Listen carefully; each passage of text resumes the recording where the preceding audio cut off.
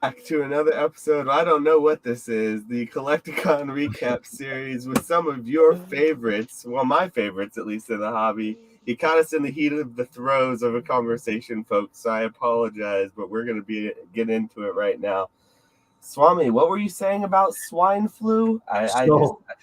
So I heard, you know, I.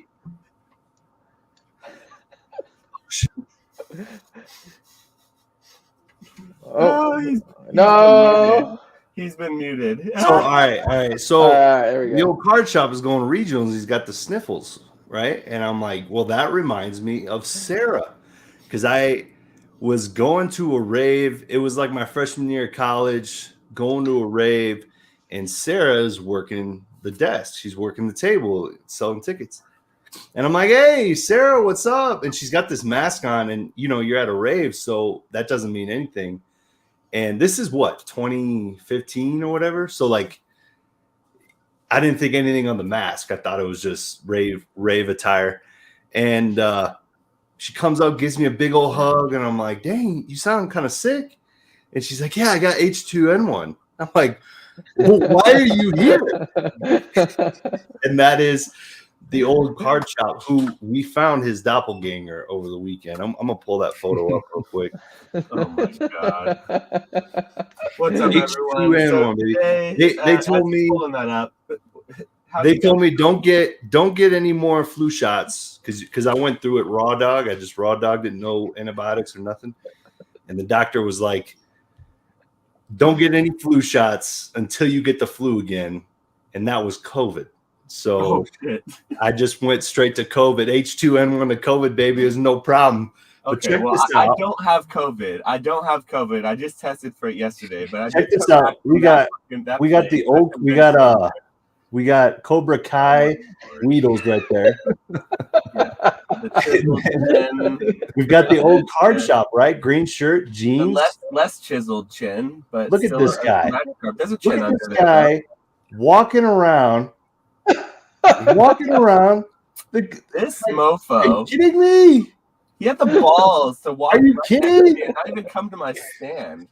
He didn't even come over to my stand. You gotta buy something from the man. I mean, you can't just be someone's doppelganger for free.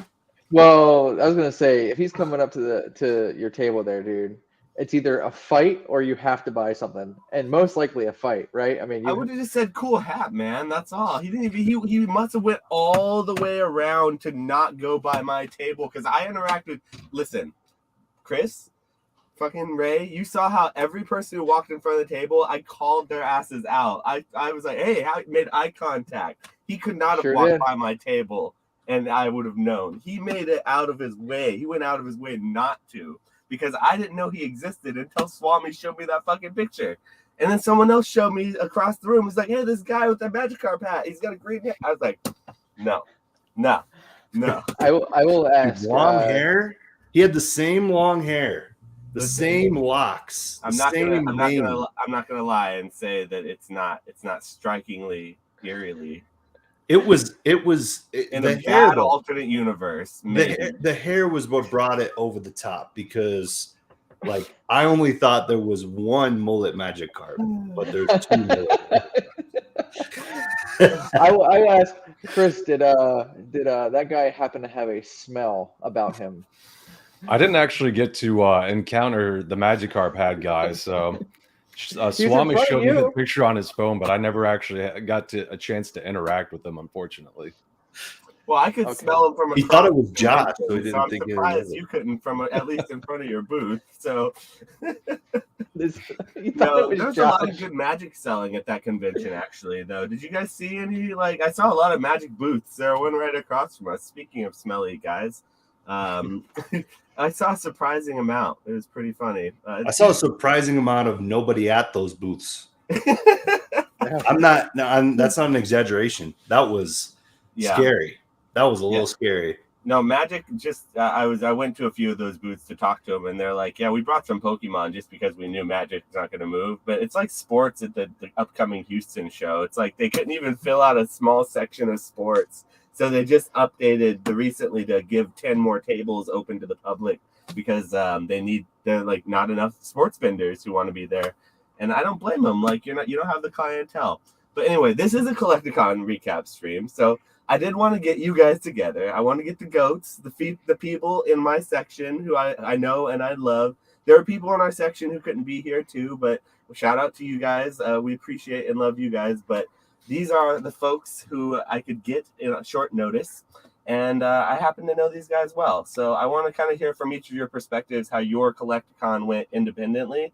And I kind of want to talk about as a whole what you think about the Denver Collecticon this year. And then maybe we kind of talk with the chat and do all that kind of situation. But with some things that you maybe learned this year, because I know that myself, I know Ray, didn't you go to last year too? And Swami, you're at last year. Weedle, I don't know if you were at last year's Denver, were you? Okay, so you're the only first timer. But other than that, I want to hear you guys' experience. So first timers first, I kind of want to give Chris Weedle, Weedle's Warehouse, by the way, everyone. I have him down below in the link to his channel down in the comments or whatever. I'm not a good YouTuber, but I did link his channel down below, so you can go give him a follow. I want to hear your experience for your first Denver Collecticon. Oh, wow, I got to break the ice, huh? All right. Yeah, Denver went really well. Started off kind of slow on Saturday. So, yeah, Saturday sales were pretty good. I was pretty happy with it, but didn't really pick up until Sunday as far as sales go. But yeah, just going into it, I mean, I only had one table when compared to previous conventions. I had 3 tables in Charlotte. So I came in with a little bit less inventory, so a little bit less expectations as far as numbers with sales. But yeah, I brought a good bit of Japanese modern sealed booster boxes, then a good amount of 2 cases worth of pretty much modern Japanese Pokemon slabs, either Beckett, PSA, or CGC. And they moved pretty well. A little bit better than I thought they would after Charlotte. Slabs didn't really move too well in Charlotte, but they did pretty well in Denver. So I was pretty happy with that. And then modern Japanese booster boxes, those moved decently well. I probably sold maybe 8 or 10 of them on Saturday. And Dude, then I had a pretty big buyout on Sunday, so that kind of saved my butt. So Saturday I moved a good bit of slabs and modern sealed boxes, and then on Sunday I had a couple buyouts that actually saved my butt for the weekend. Cloud TCG, shout out Cloud, came through and bought out all my PSA slabs and then all the Beckett slabs as well. And then there was someone that came through and bought a good chunk of the modern Japanese booster boxes. And then some of my higher end like DBS cards sold on Sunday as well. So it kind of was a redemption day on Sunday. So yeah, typically I would figure Sunday was like a slower day. That's how I viewed it in the past. But Sunday is actually shaping up to be like the best day. That's how it was with Charlotte, and that's how it was with Denver as well. So overall, a good experience. There wasn't as many people present as there was in Charlotte. Not all of the homies from the Discord made it out there, but it was still nice having like a low-key group. Went out to dinner Saturday night, having a chance to have some little bit more one-on-one time with the homies. So yeah, overall, very, very good experience. As far as sales, I did better than Orlando, but not as good as Charlotte. But yeah, overall, really happy with it. It was definitely a unique experience. Saturday, I'll let Swami go into a little bit more, but we got a chance to go back and meet Steve Aoki and show him some of our Dragon Ball stuff that we had up for sale. So that really added to the excitement and the uniqueness of the weekend. Just kind of something that never really happened to me before at any other Collecticon. But overall, yeah, just a great experience, and I'm really happy that I ended up doing Denver and looking forward to doing it again next year.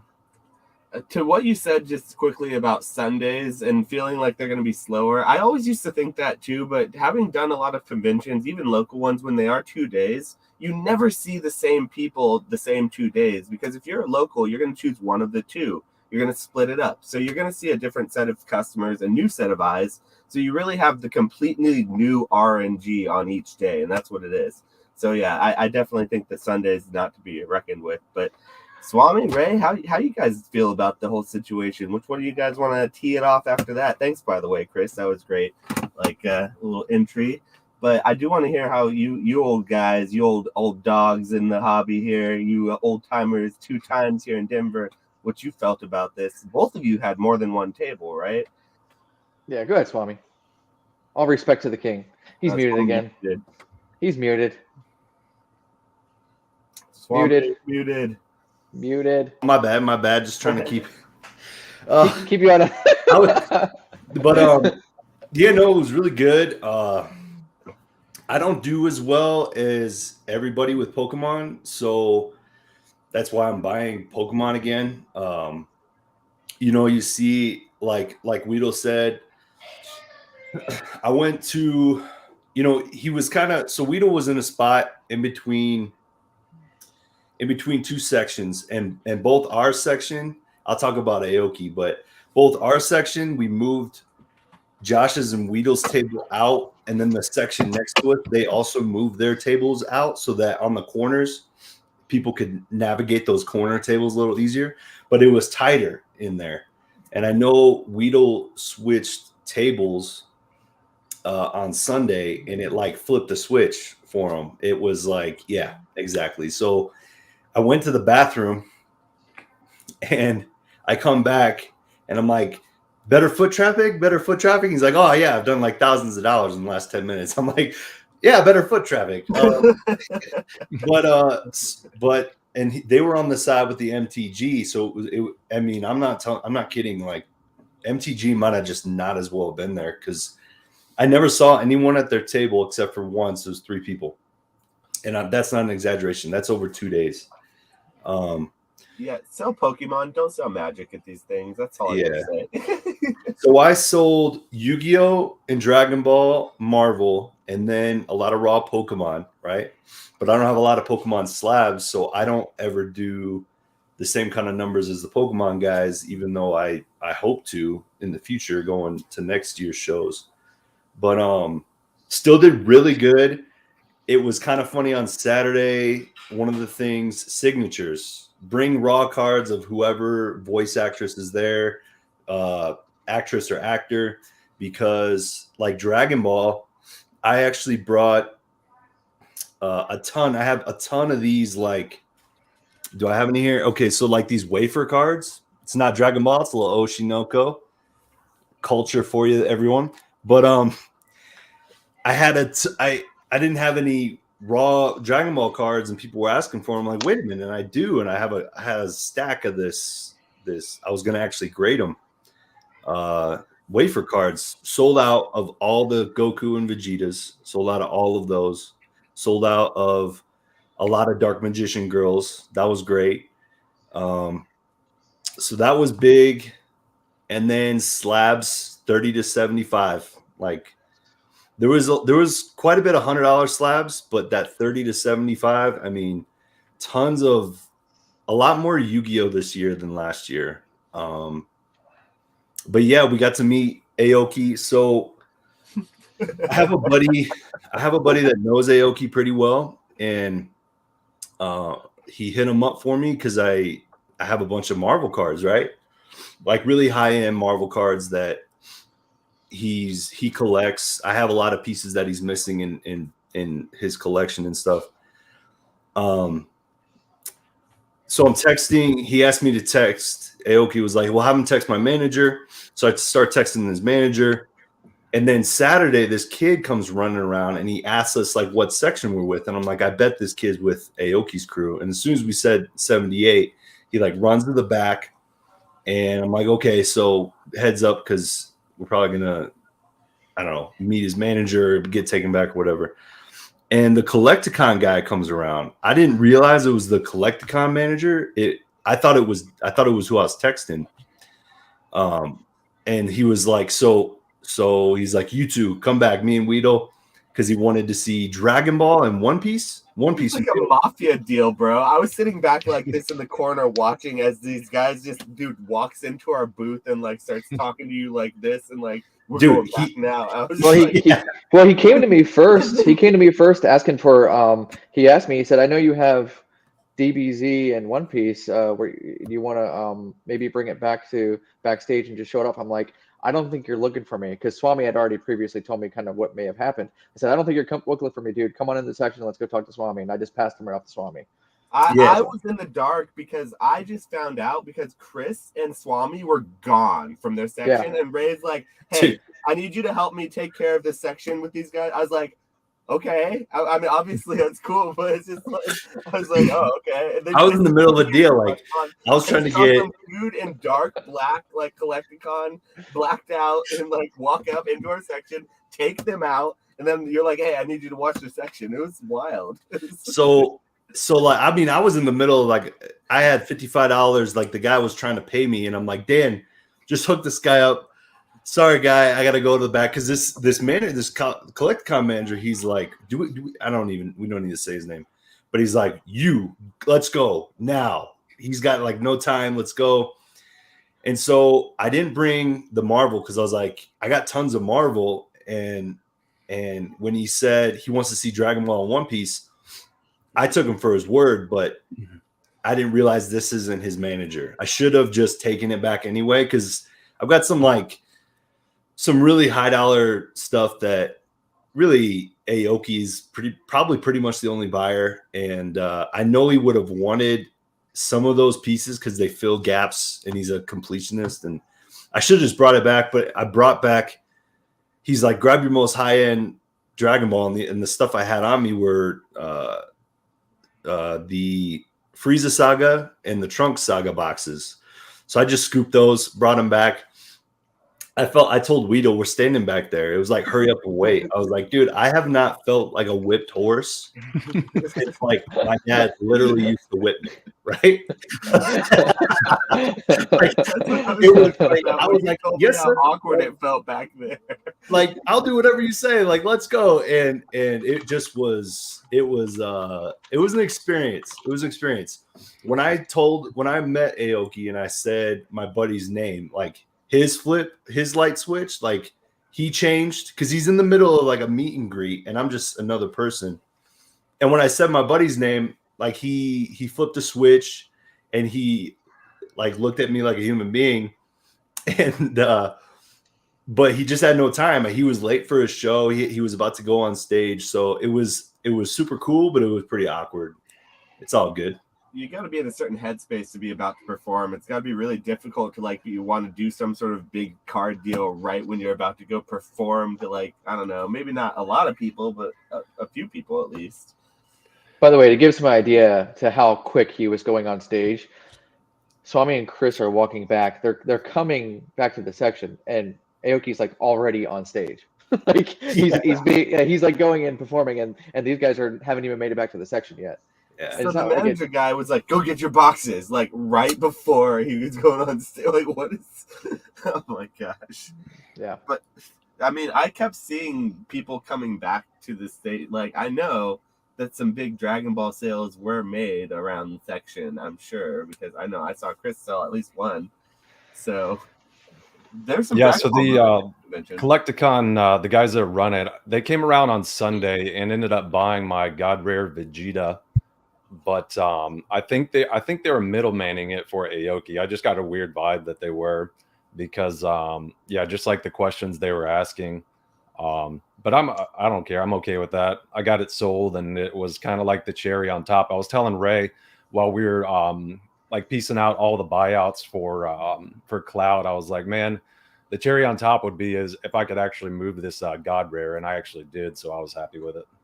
And I believe it was a little bit more like, hey, I'm gonna go look for the guy with that pack that came over, the Champions Festival pack.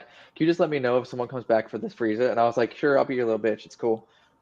The thing about these Collecticons is if something walks up to you and you don't buy it right then, it won't come back to you. That's what I've learned, and because that happened to me at this convention again, and I always learn this. Like a pack of the Disney Lorcana D23 stuff, like raw, came up to me, some dude, and he had a few extras, and so he's selling them for a pretty good price. And I just wanted him to come back on Sunday after I'd done a whole show to buy, so I could buy more, basically. And he's like, "Oh yeah, sure, no problem." That guy sold them all probably to the next two booths down. You know what I mean? I shouldn't. I'm a fool for that. So that's a little lesson to you. If you do want something, buy it when you see it at these conventions. They kind of come, and that goes as a vendor too, and not just as a buyer. If it's a good deal, that is. Ray, what was your situation with this? Like, did you get bought out like everyone else did? I think every single person had some sort of they got all their lower end. I have no low end slabs, but what was your? Ray got bought out within like 2 hours of the dang show. He got bought out a couple times, I feel like, because he kept getting like people coming over stacking shit, and then this one guy, he's trying to give him new inventory. He had some high end slabs. That guy had like PSA 4, like Evolutions Charmanders. Like he had all those slabs. Did you end up buying all those slabs? That deal that took you at least 2 hours of the day. Yeah, that did take an hour. And this dude, and I actually invited Chris over to take a look at it because I thought he might want it for his eBay live streams. I don't know if it's something that he can move a little bit faster than what I could, but this dude had, like, we know junk slabs. These were like junk slabs. Like literally, I was offering them $2 a piece. They were hollows from like Darkness Ablaze, PSA 5. Like, who would even grade this? Like, it was even that bad. I wouldn't touch that kind of stuff. Even I. With the German? No. It wasn't the German, dude. It was. But would the German touch that stuff? I don't even think so, man. I mean, why? Why would you? Why grade it or why touch it? I mean, I didn't even want to touch it but like it's one of those things that's, I don't know, if you throw 3 or 4 of them together and throw them in like a random pack or something and just have it as like an add-on, like it's not even, I don't even know if it's good for that. But Josh is like, dude, mystery boxes, bro. Not even with that. I can't even do a mystery box or something like that. It was some really rough stuff. I mean, but I made an offer on it all because I think there was 120, 130 slabs, and I was like, man, I would give you like $2 a slab. And there were some that they would be able to sell and be able to be put in mystery boxes and stuff. But for the most part, it was pure junk. But going into Saturday, I typically try to push back on super soon buyouts if I can, just because I want to get a little bit of time to sell. I'm okay with raw stuff, my raw binders. If someone wants to come take it for a buyout, that's fine, and I'll let them take that. I don't really care. But for slabs, if I can hold off just to try to get me to sell it at my price, I'm cool. But Godzilla came up; he was first. Godzilla bought first edition Neo Destiny packs for me in Orlando. He hit a Shining Raichu out of one of them, and we got the kind of conversation started from there. I finally got to see him again since then, so we discussed that a little bit. Then he said, "Hey, I got to go perform a little bit with Jason Page. I guess he plays jumps for Jason Page when he's up there." He said, "I'll come back, but we'll do a first buyout." So, all right, cool. So basically, he had free reign. Like, hey, whatever you want, dude. I'll give you a whole bunch of slabs. He was in the middle of the section, just pricing stuff out. He'd ask me questions while I have people in front of me. I'm like, yeah, sure. I mean, what we have a relationship at this point with like Cloud, with Godzilla, a few other buyout guys that like I trust what they're giving me is the truth and what they're not going to screw me over. I mean, I'm going to see them at every show. So I want to say he probably took a good 30, 40 slabs right off the rip. I mean, so I was pretty happy with that. But a lot of this Collecticon was what was not happening at Kansas City and what was not happening at Charlotte, at least for me, where someone would go by and buy a $50 or $60 slab and move on, like a dad and his son. Like they're happy to come and grab one and then move along. It's not just the typical, hey, I want to go buy like 10 things. When you can get a consistent traffic pattern where they come pick up a slab and leave, pick up a slab, and they just basically give you a full price, you're having a pretty good show. It isn't like I had a buyout at 10 a.m. and then the next slab buyer didn't come until 4. It was pretty consistent the whole show where I was getting that kind of stuff. So on Saturday, I was already pretty darn happy with where I was because I already beat Charlotte, which is really sad for me to say. So I was rolling into Sunday a lot happier. Like, all right, knowing that in my experience, Sundays have always been better. Cloud then hit me with a buyout on Sunday. And then just once again, a lot more of just the consistent foot traffic where to the point of I started to feel really confident and looking around, I kind of noticed that you two, Josh, you were on the corner there, so you got a little bit more of that corner traffic. It wasn't as bad for you, but I noticed Chris was hawking as well. I was also hawking that too. Chris was he just didn't seem to have a ton of traffic going to him. I wasn't going to allow that, knowing how much was going on. So I wanted to invite him over, come over in my spot and see what would happen for him. So I was excited to be able to help him out. But mostly just Sunday turned into like, I don't know, by noon, I'm like, just gonna start running around and helping other people when I can, because stuff's been selling for me. I only have like a case left, and I have like doubles in it. And like I was down to my like backup slabs. It's like if this stuff sells, cool. If not, I have Houston. I can move some of it too. But just I don't know, like going into Swami's binder and pulling out band cards for him and actually pricing it correctly. I swear I priced one of those out. I must have had multiple or something. And writing band on it so people realize, hey, this is actually a band card. Just stuff like that. I was able to enjoy Sunday and be a little bit more chill, even though it was still just as busy. That's the crazy part. I was still constantly running back over and just helping the random one-offs. That being said, the crazy part is I really didn't buy a lot. There was and there was a few opportunities to buy, but people laughed at me when I offered 75%, as like trade-in value. And I was like, all right, I mean, I can't really help you. I think that's a pretty decent percentage to be offering on some of these cards. So I just ended up buying a few raw lots, which Chris had first shot at the one, which, why'd you turn that down, Weedle?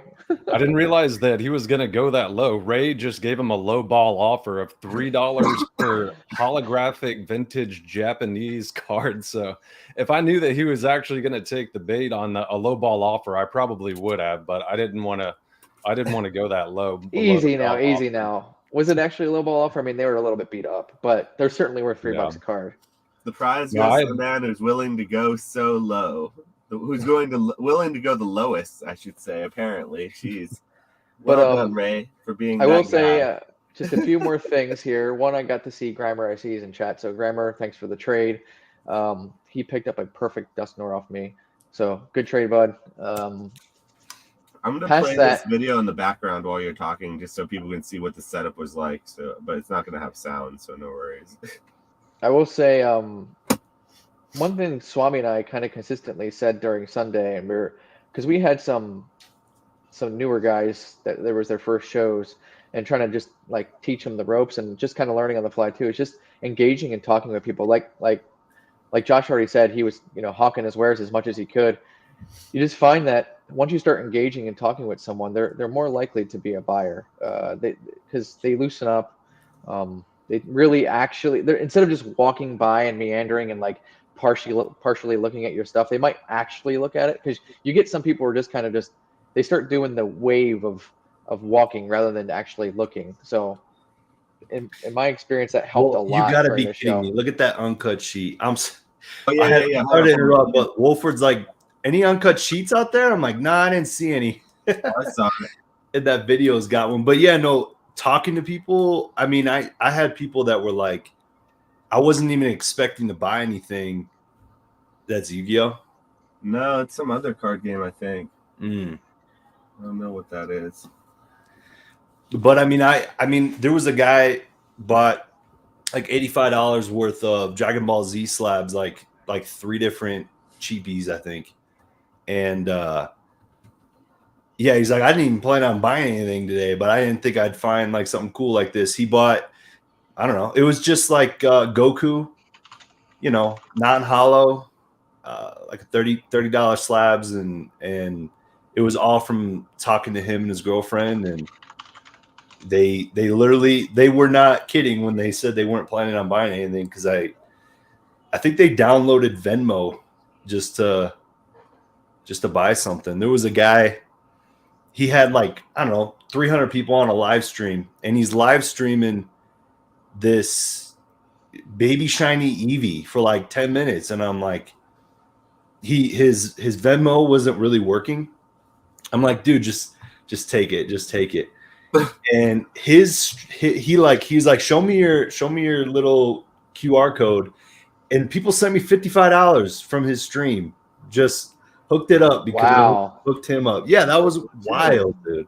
That's cool. That's actually really cool. Yeah. That's actually really cool, man. Yeah. So I got another cool story. I traded for this. I traded like first edition LOB PSA 8 Exodia, the head of Exodia. And the label is mislabeled. It's Asian English, but it's not labeled that way. And it's like a $350-$400 card, but it's like double that. And so I told the guy, I'm like, look, I'm going to give you 70%. I'm going to sell it on eBay. They're going to take 12%. I'm going to take that 15% difference. And that's why I'm giving you like 60-70% in trade value. He's like, cool, I just want to get into Pokemon. I really don't care about this card that much. And I found out later it was Asian English, so it was more of like a 1-for-1 trade. And he comes back and he's like, he's holding up this Blue Eyes Blastoise. This Blue Eyes, it's Toon Dragon Secret Rare, PSA 10. And yeah, I mean, he comes up at the end of the day. I thought he screwed me over. I actually went and like looked for him for a little bit, and he just got lost in the crowd. I'm like, well, it's over. Like, you just got to take the hit, right? He comes back and he's like, oh my God, dude, I'm not trying to rip anybody off. I had no idea. I don't really know Yu-Gi-Oh that well. And so he just straight up gave me this Blue Eyes and the secret rare. It's pretty sweet. And it makes it, the value wise is exactly what I was trying to get to with the trade. So yeah, that was like restoring my faith in humanity. So that was another cool story. You want to hear a funny story about Collecticon as well, Swami? One that might also restore some of your faith, or maybe it'll destroy some of your faith in humanity. But Ray, how'd your Evolving Skies packs do at the convention there? How many did you come with? I probably had 2 or 3 booster boxes worth at $8 each in single packs. How many did you come with? I came with probably under 50. Because my little container thing can only hold about 50 packs, and it wasn't all the way full, but it was almost all the way full. Yeah, mine was full to the top at the start. Yours are bigger though. Yours can hold a little taller, but so yeah, I just probably you had more than me. But did you sell out? How many did you sell? Did you sell out of them, or? I probably sold a good 40 to 50 packs. How many did you sell? Yeah, so on Sunday, I was out of Evolving Skies packs, and by like I think noon probably. Mine were priced a little differently than yours, though, weren't they? Now, we were in different spots. You had a more optimum spot right on the walkway, where I was in one of the aisles, which was, some might say, less optimum. But I had the better price. The better price being $10, whereas for the seller. What were they? $8? $7? Some peons, $7. What do you have the defective Evolving Skies packs for? What are you trying to sell these like? Are they light packs? That's what I questioned first. Yeah, I weighed all of them. Isn't that what you're supposed to do? Okay, but no, that's the thing about these collections. The story is Ray and I both are selling Evolving Skies packs right next to each other.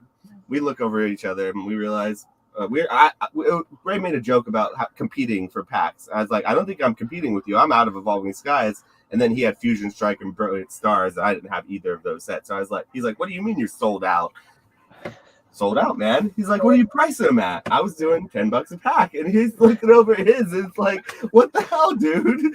Mine were $2 less. And we're a step. I mean, these pack containers are a step from each other. So if someone just walks the corner, it's right there in your face. And someone went and bought him out. It's so crazy that someone bought him out at $10 a pack. And multiple people. Like, it wasn't all at once. It literally was a few different people buying multiple packs at once. Like, and then some guy just killed me off and finished them all off. But it was Catch 'em All Collectibles is doing like Pythagorean theorem right now, trying to like, well, why did that sell? I could just see the math running in his brain. He'll tell you he's an engineer first, and then he'll run the, Yeah. But another story, A squared by B squared. Though, not so heartwarming, I would say, as me winning out and selling out of my Evolving Skies first at a better price. That's why I'd say you just got to raise your price next time. Next time, if you raise the price, I'm an idiot. Sell out. That's the trick. You got to make it a nice round number, like 10. That's what people would rather pay than less, like 7 or 8. Like clearly is what we've found. No, but what happened when that kid came by? You remember the kid, the V-Star kid too, or the bot who bought the Japanese box? Anyway, I will say these guys did a lot of work on me over the weekend. They tried to get me to come around to the light side of loving Japanese Pokemon cards, but it did not work.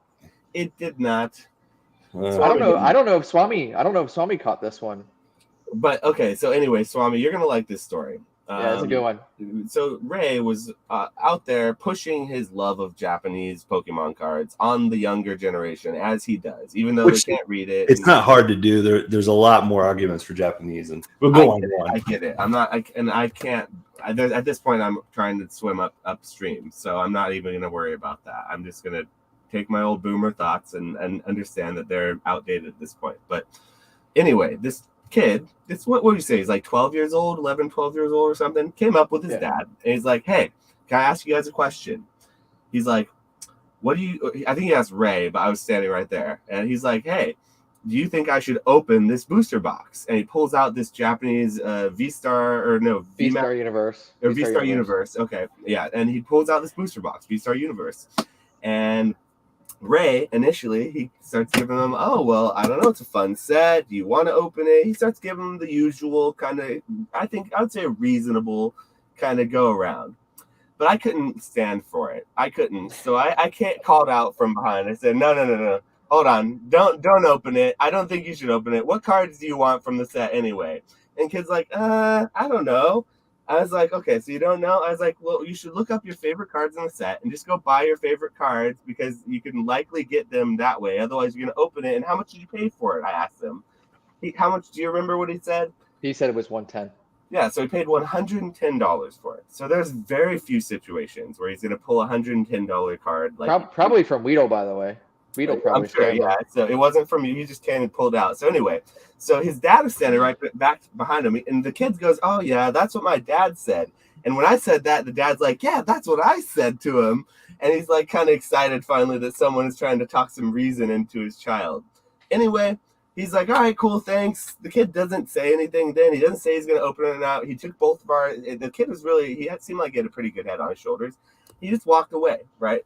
So later on, maybe 30, 45 minutes, I don't know, maybe even an hour or two. I don't know. Time passes differently in those conventions. Time went on, and this kid ends up in front of us again, in front of Ray, I should say. And Ray goes... The smart one to go to. Yeah, and I see Ray. He's like, "Hey, Josh, guess what? The kid opened the booster box, and you guess what he fucking opened? He opened a God pack in that booster box." And so the dad is over there crying in the corner because his son's going to be a gambleaholic for the rest of his life because he's hooked. He's hooked now. And that is our market. The day of his life, and Ray's over here like, "Hey, what was this? What's this thing worth?" And I was just over there crying. I was crying in a ball, just like I think my exact words were, "Hey, little Timmy, I'm glad that you opened this God box. You see, now I have these VMAX Climax available to you, which also have God pack. Would you like to have 3 or 4 of them?" No, I'm just kidding. Oh no, actually, we opened. I explained that the God pack that he opened because in that one is you get the Saito Pikachu, and there's a full art set of those cards, and the Saito Pikachu alone is like $300, I think, as of right. It might have gone down a little bit, but it was at least. I mean, in a PSA 10, it was $500 or $600 for a long time, and that's just one card, and he actually absolutely crushed with that box. So he went right. And Ray was kind enough to sit there and sleeve every single one of them after he had them because he didn't have them sleeved up right away. And he looked at them all with them and told them which ones he thought he should grade and which ones, are like maybe the centering's off.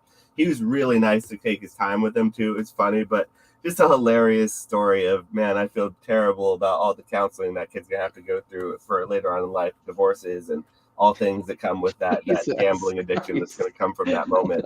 I mean, we all have the same gambling addiction. Come on, bro. I mean, we were opening every pack we had in our hands. Like, why would we even ask the question? Like I would say this kid is actually closer to, godliness than we ever were because he at least asked. Like, I was just like, oh yeah, thanks. Smart kid. But I mean. And then you stuff it into your pocket when you're done too. Oh hell yeah! I just pulled this Charizard. Be right back. Yeah. I'm gonna go down the slide. Back then though, like I straight up had a Shining Magikarp in my binder from when I was a kid, behind 3 of my base set Magikarps, like the 4th one in the slot. Because I was a kid that played.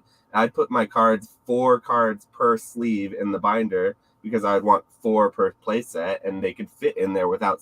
I didn't put penny sleeves. I didn't even know penny sleeves were the thing. Like, exactly. By the time I got to Yu-Gi-Oh, They had those the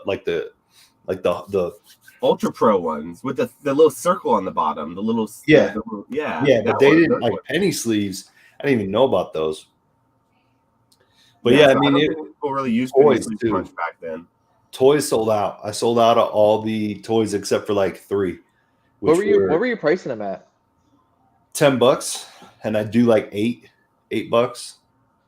But I mean, I bought those toys like I'm in Denver, right? I just brought like my childhood box. You know what I mean? Like I have toys like GI Joes and Power Rangers or something, or there was some keychains for like Dragon Ball Z but I just pulled out all the Tommy figures, which I got for like nothing, like I don't know, 7 years ago, and they sold out. I sold out. There was a table with a bunch, and they kept them in a case, and they were $10 a pop. Yeah, that was Grogu's table. He didn't sell any. I don't think he sold. Mine were all out on the table, and just like a kid would walk by and like they're buying like 2 of them, and I do deals for 2 or whatever, and yeah, they sold out. I mean, that was pretty cool. The only ones I didn't sell were like the limited edition versions where like people pay up for them on eBay, you know. So, but what's Dan saying? I'm doing the opposite of trying to understand that. Just variance. He's a little bit behind. He's behind in the chat. He's listening to us talk about Evolving Skies and how he's trying to compute what's going on there. I want to know if you guys think that the population of Denver and the types of customers you see there are different from what you saw in different Collecticons. Because I do feel like every Collecticon has a vibe, right? And to me, very much so, more than any of them almost, Denver feels like a vibe. And that's why I kind of always like it, even though it seems like in the middle of nowhere kind of, but it feels like there's a lot of collectors in Denver. Like, I feel like the Orlando is kind of like that hype, like fast moving, like want to make a deal, like, like high money, big flashy things. That's kind of the vibe in Orlando, but totally different in Denver. What do you guys think about that? I mean, most of you guys have been to several different. I know I've seen all of you at different Collecticons. So, what's your take on that? I mean, I got a take. Weedle, do you have a take? I do, yeah, but you can go first. Well, we are Collector City. I mean, we've got the Hall of Fame for collectors and like baseball cards and memorabilia here. We've got Mile High Comics, which is the biggest comic book store in the world. But it is like Long Beach. I sold a lot more Dragon Ball, right? Denver, it was everything. It was Weiss, Yu-Gi-Oh, Dragon Ball. But Long Beach was like, they were buying cool stuff, like shit that looked cool. Even though I think a lot of stuff looks cool, I think objectively Goku Super Saiyan is cooler than a lot of, I don't know, 7 Deadly Sins. I don't know what, you know what I mean? And then in Denver, like the amount of stuff you sell to boyfriends or chicks because the card's cute and they just want it. It was, yeah, it's there. We got like a nice little collector community out here. You can go, Weedle. Yeah, I didn't get the vibe that there was a whole lot of collectors per se, but it seemed like the buyers didn't really have a good idea of what they wanted. And maybe this is the case for all Collecticons, but I made it a point to ask everybody that came up to the table, if they're just kind of like looking a little shy, then I'd kind of initiate, kind of break the ice, be like, hey, are you looking for anything particular? Or are you just kind of browsing around? And of course, 90%, I mean, even more than that, were like, oh, I'm just browsing around. But I mean, I probably asked this to at least 60, 70 people. And the most common response I got was, I'm just waiting for something to pop out at me. And so that's why I got the vibe that it wasn't really like, there's not really any direction if they are trying to collect something there, which is fine. But something that I learned from that is just the importance of having a really nice, clean display. Because if something's going to pop out at a random buyer, you want it to be looking really clean. So yeah, just something moving forward with my displays. Probably going to try and step my game up. Just try and make it a little bit more presentable. I mean, it already is presentable to an extent, but you got any ideas? Because your display is pretty Like I thought you looked clean. I thought, yeah, his is clean for sure. Real Unless clean you're is talking the way I would describe it. Yeah. Yeah, or did you do something different Saturday compared to Sunday, or was it the same? it was the same setup, but I mean, once we moved all of my inventory from my table over to your table on Sunday, which by the way was a great idea, got a lot more traffic there.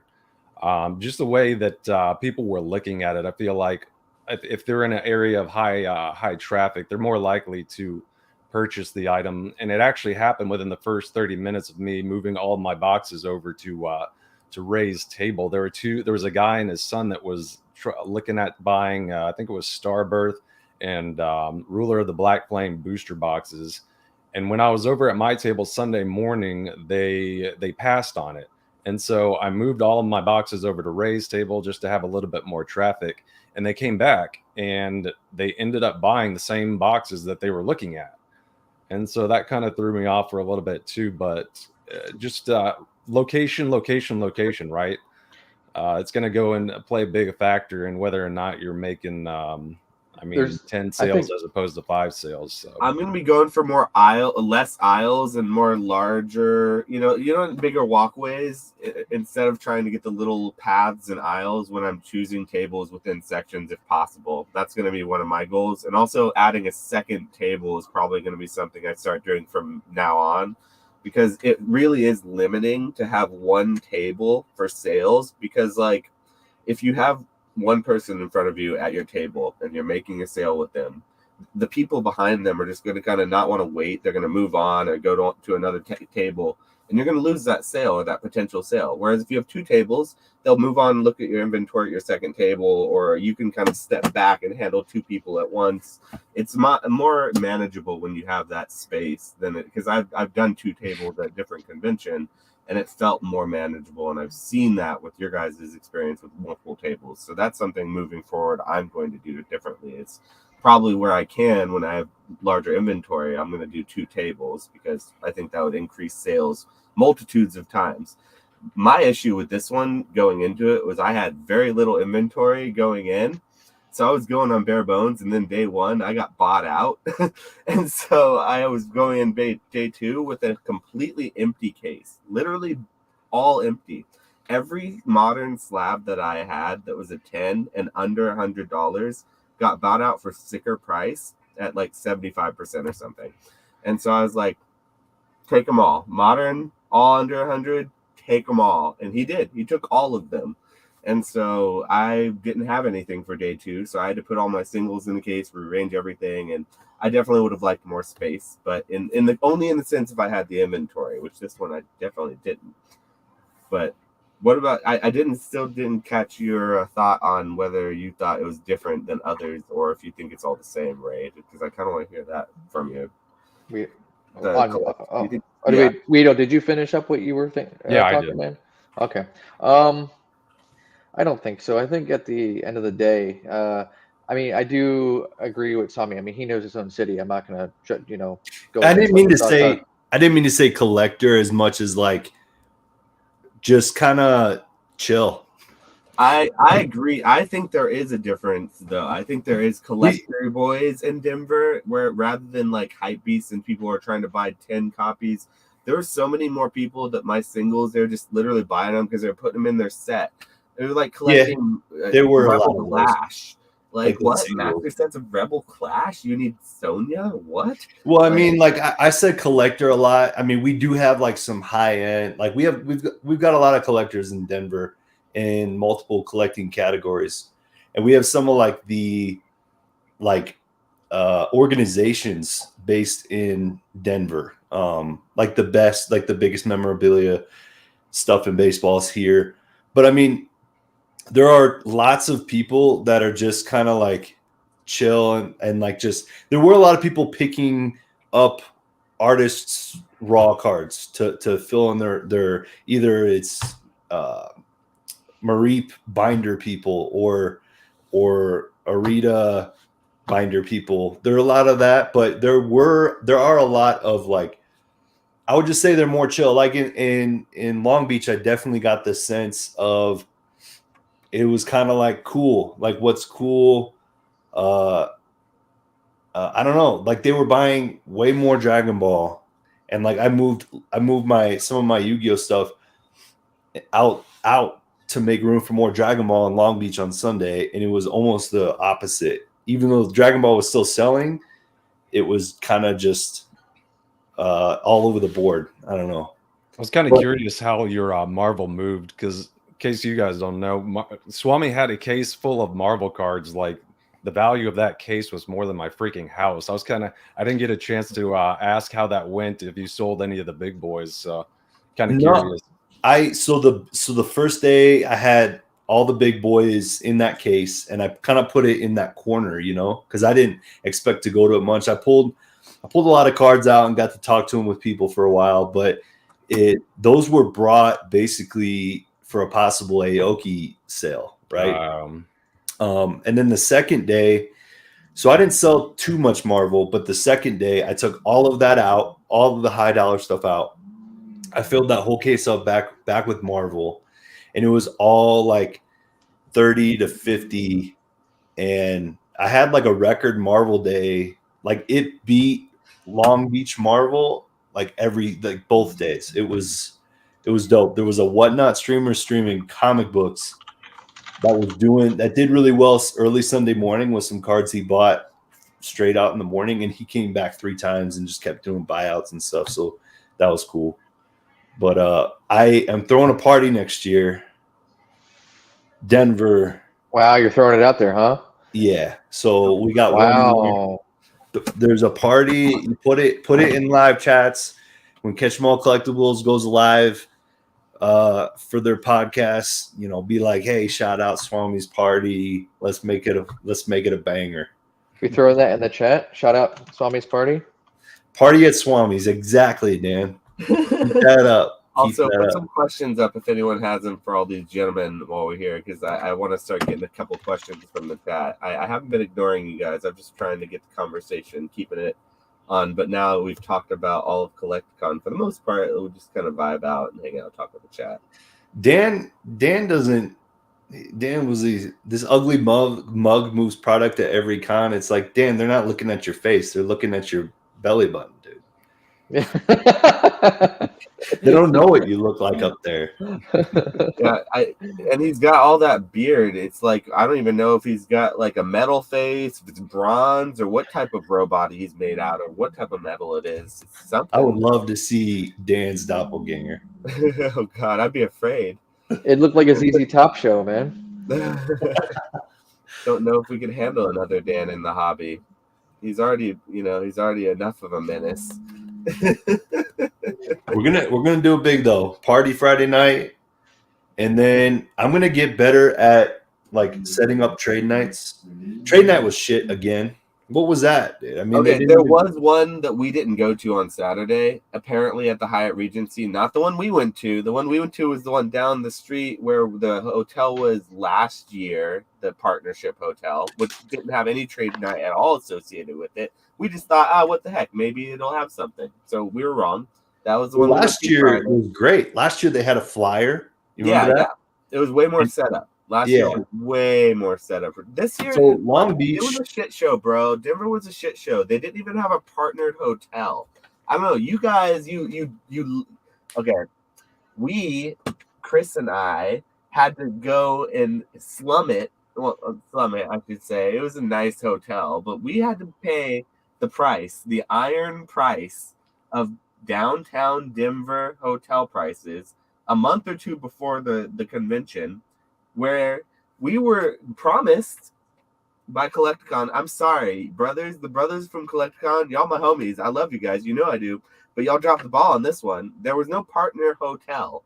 Up until those Saturday night, I remember going to the Collecticon just for shits and into the website, and it still said partnered hotel announcing soon. I was like, I was about to throw my phone down in rage, but we had to pay hundreds of dollars more per night. So I did a in and out real quick, in Friday, out Sunday night, because I didn't want to, and I'm sure Chris, we did the same, we had the same thought process. We didn't want to spend an extra night of like hotel prices. So I will say that about Collecticon. It was shit because they didn't have a partner hotel, and I hope that never happens again because that threw a huge wrench in my plans. Not that, and thankfully, Weedle's Warehouse was there, and we could split a room because we know each other, we're friends or whatever. But for the average person, I don't think that's going to be something they'd be able to do or be easily able to do. So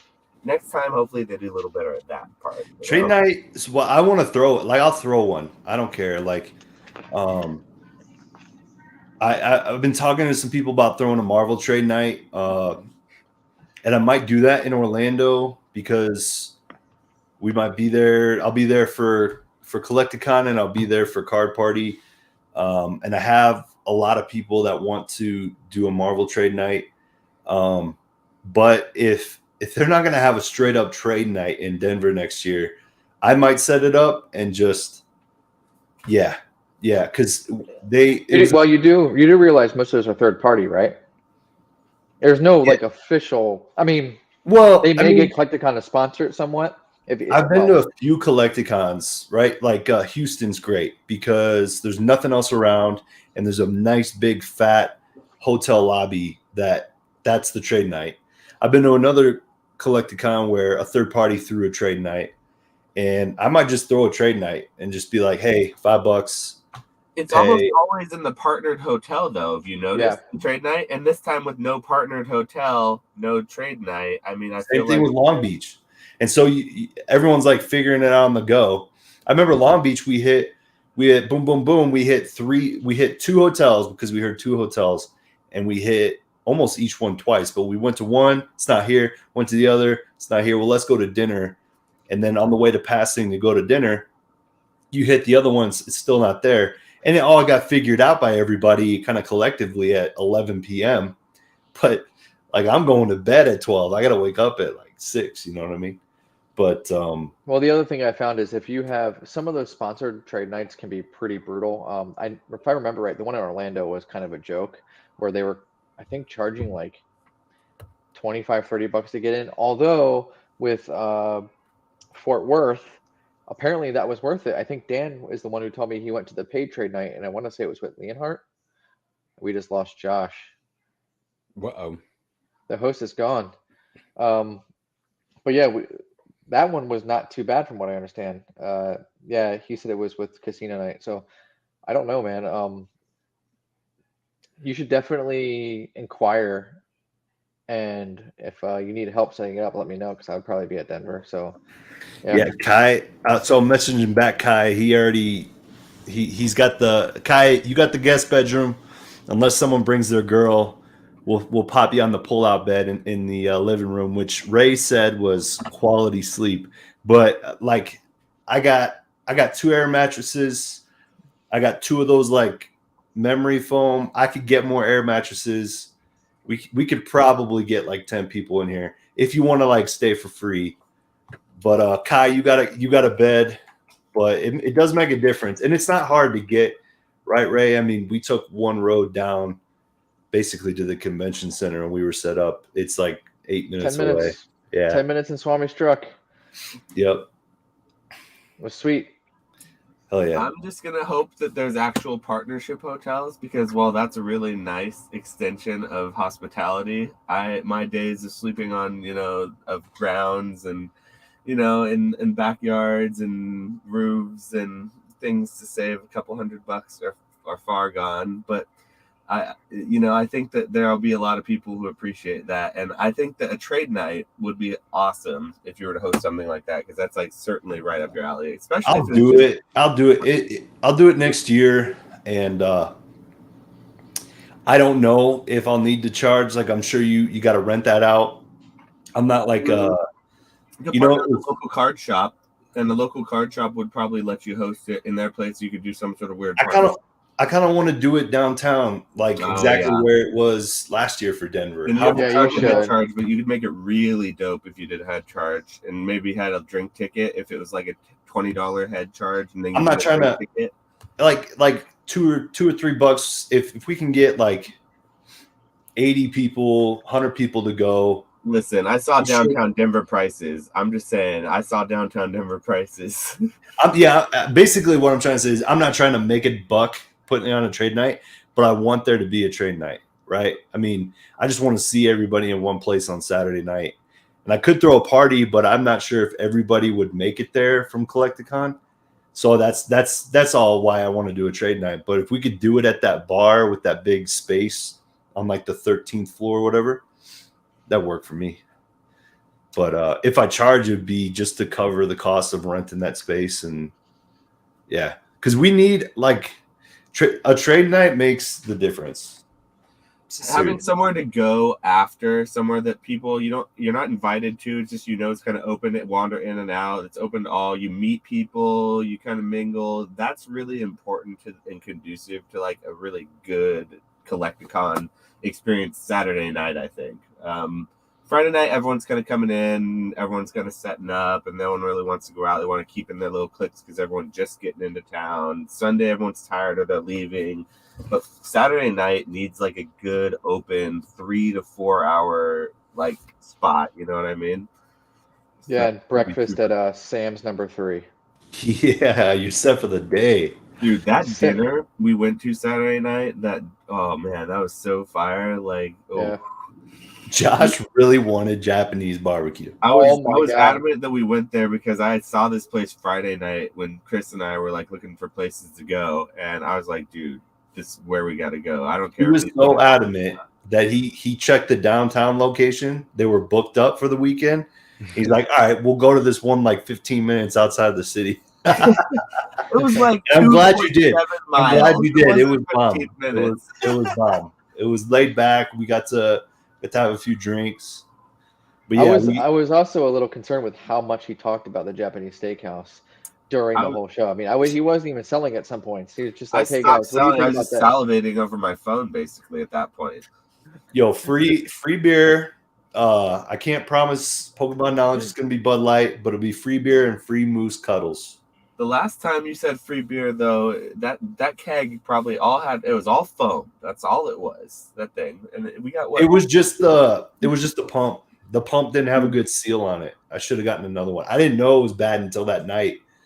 But we did a pretty good I'm busting your balls. I didn't drink much beer. I was just laughing. Oh, I'm all taking it personally. Like, hey, I'm busting your balls. But yeah, I mean, I think the Denver is probably one of my favorites, to be honest. Like, it's certainly in like that spot that it's right in the middle too. That I think for a lot of people, it was 2.5 hours for me on a flight. I came from California. I think you guys came from Florida. You said it was like a couple hours, right? 2.5 hours. It's like right 3.5 hours. Yeah. Can I tell the one story that happened Saturday? It was about the Japanese steakhouse.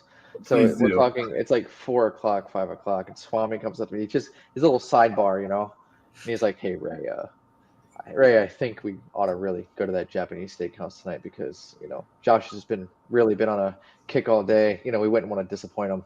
And almost like a father to me, it's like, we can't just let him down. I didn't know. I was like, all right. So fatherly of me. That was nice. Yeah, and I was like, all right, man, whatever you want, whatever Josh wants, I don't want to let him down. So I just want to let you know, Swami was looking out for you, Josh.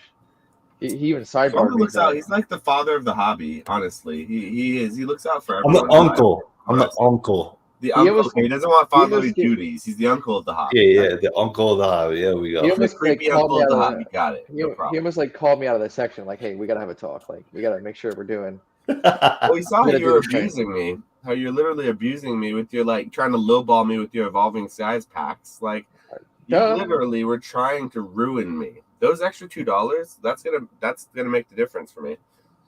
I was trying to get Chris to sell me Japanese booster boxes at 52, and he just wouldn't do it the whole weekend. Dude, people were on 151. The Japanese boxes. You sold out of your Japanese, didn't you, Chris? Because how much were they? Do you mind me asking how much you were selling them for as well to sell out so quickly? Yeah, I had them priced at 180. I didn't bring a whole lot. I think it was only like 5. That's insane. Scammer alert. You're going to call me a lowballer on buying Japanese hollows, and you're going to... Well, what is worse? Upcharging by $30 or lowballing by $30? 30. That's legit. That's legit though. That's what everyone wanted. Those damn master balls. I had so many people coming by asking, "Hey, do you have Japanese 151?" I'm like, maybe some like ARs and what IRs, whatever they're called. They're like, no, I want master balls. I was like, Well, I that's almost one of the had to like things that stop myself from the rage, the existential rage that was like building inside of me. I was like, you better go to these guys next to me. You better go to one of these guys fast, these Japanese guys, because you're not going to get anything from me. Yeah, that was one of the things I was telling Dan, Catch 'em All Collectibles, that shovels are up and gold is down because I had PSA 10 Master Balls and not one of them sold. And it was the same way in Charlotte, but everybody wanted the raw Master Balls. I got bought out in Charlotte. I got bought out here in Denver as well. So I don't know if they're taking them and looking to flip them, to grade them and flip them. But yeah, the shovels are definitely up. And the same case with the World's Yokohama decks that you get the Pikachu EX001 out of. I brought 8 of those into Charlotte, and every single one of those sold. I also brought 8 of PSA 10 Pikachus, and not one of those sold. So they don't want the end product, but they'll take the beginning stage. So I will people say, are liking raw a lot right now. Like that is the thing. Like the shock of the show for me was going through 55 Unagaba EVs. Yeah, he was At selling those pretty things much like hotcakes. $55, He'd right? put them out, he'd replace them, and they'd be gone. He'd be putting new ones out. It was wild, bro. At sticker. I mean, there was a few people who talked me down a little bit, but like it was 45, 50 bucks. Obviously, the Umbreon being more. I only had 2 Umbreons the whole show, but dude, every single one of those damn things at 45, 50 bucks sold, which is crazy. And I sold a set with the Umbreon for an Evolving Skies box. Which People love those Unagaba, that derpy art. It's just, I think it's less about the art, more about the fact that it's different. And it's a set that they can collect, and it's not too expensive. You know what I mean? It is for us. We view it as being like overpriced for being how prevalent and like garbage that we think it is compared to other things. But for like the normal person who's going to buy a Unagaba PSA 10 instead of just grade one themselves, they're not going to grade 20 cards at a time. They don't want to do a bulk order. To grade one card or a set of the Unagabas, they have to pay 25 to 35 a card. They have to have like a special account. They're just not going to do it. So they'll just go buy it for 30, 40 bucks. And if they can buy them all for 35 bucks a piece in a deal, they're happy. Just like the seller's happy to make that $10 profit off of them, you know? So it's just, I think crazier. Like the crazier part is how many people came back to me and said, "Hey, did you have that full set of Unagaba Eevees?" I was like, man, I sold out like Saturday at 4 p.m. I mean, it might be a little bit later. No, I think it was first day. I even sold some for you. That's how quickly they were moving, is that I sold some Unagabas for you. That was how wild it was. I was getting laughed at in Charlotte and brought basically, I mean, I had the same stack. You had a fat stack of that stuff. I'm like, $55 for this? Like, yeah, let's go. And I'm not shitting you. I couldn't believe Sunday. It was Sunday we were driving in. I think you had already sold out. Yeah, I sold out of the Unagaba Eevees. You're right. They were gone. Those are the fastest moving thing for you, I feel like, for what I saw, at least. It was, I went into expecting like, all right, what do I got to do to dump these things? I don't want them. I obviously I want to make, if I can make $5 a card or $5 a slab, cool. I'm happy. I just need to get these off because there's a crap ton coming back from PSA, and I don't want them right now. I still think they're good for the future, but right now I just want them out, and I didn't really have to do anything. Like they're just flew out, like, they flew out, which is crazy to me. But had the Unagaba Pikachus, and I only sold a few of those. I had about 20 Unagaba Pikachus raw too. They were in the corner of your case. I think that had something to do with like where they might have been located, possibly. Get that last comment. Get that last comment. Oh, because I know you did, didn't you? So not only did I buy some Lorcana in Denver, but I sold out of all my Lorcana in Denver at $20 a pack, which is exceptionally ridiculously high. And so like Lorcana is super hot, and everyone walking by when they saw it, like, oh, is that Lorcana? Like every single person who sees it, if they're not into it, they're into Pokemon, they know what it is, they want to see it. That shit is hot right now. So I beat myself up for letting those D23 promos walk away from my booth on Friday right in the beginning, or not for Saturday right in the beginning of the day. I should have just at least bought one of them, you know what I mean? But I was dumb. I let them walk away. So to answer your question, I did buy some, but I also It's tough to buy. It's tough to buy Saturday morning. I had a guy, he was like, I'm trying to sell this. What do you think? And I'm like, dude, let me get some sales. I know I heard Weedle tell one guy pretty much the same thing. Like, let me get some cash under my belt and come back later. And it's tough to buy. I let go of a really good deal in Long Beach. You won't know the set. It's a Marvel Beginnings set from like 2011, 2012.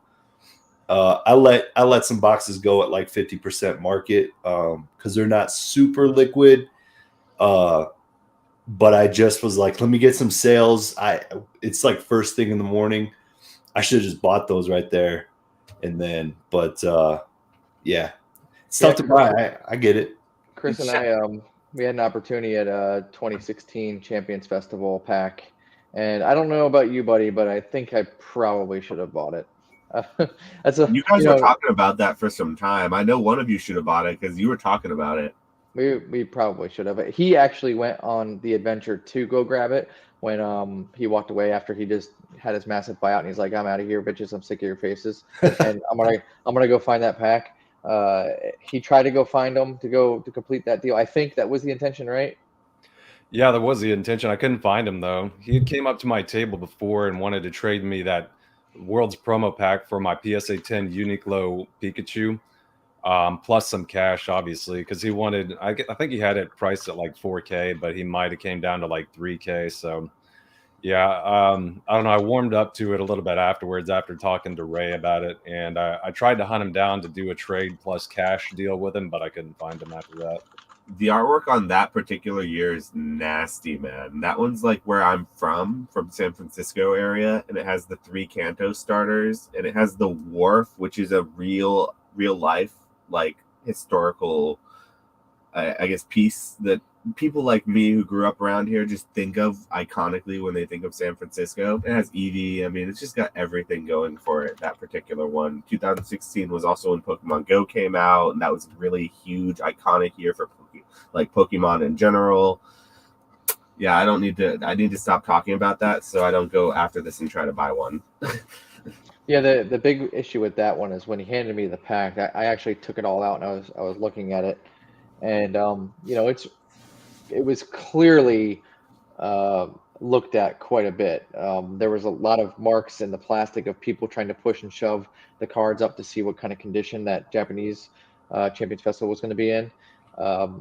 So I still don't know. Once I looked at the bottom left and I seen that basically there was a ridge line of white going through all the cards. So basically every card looked like it had whitening to me. So I'm like, all right, these are all PSA 9s. I'm out on the cash portion of it. I mean, if he wanted to do some trading to where I'm not going to be in it as much cash, I would have been up for it. And that's where Chris had the advantage because he had a slab that the dude wanted, and he was going to be able to make a deal with that slab, I think. And it would have been good for him. If you saw a bunch of whitening on it though, and it's been clearly searched and looked over, it's kind of like one of those things. It's better to let it go. Yeah, no, it definitely was in that case. Have any of you guys been to Culture Collision? What is that? No, nothing. It's a show I'm thinking about going to in January in Atlanta. More of a sports card show, so it's all good.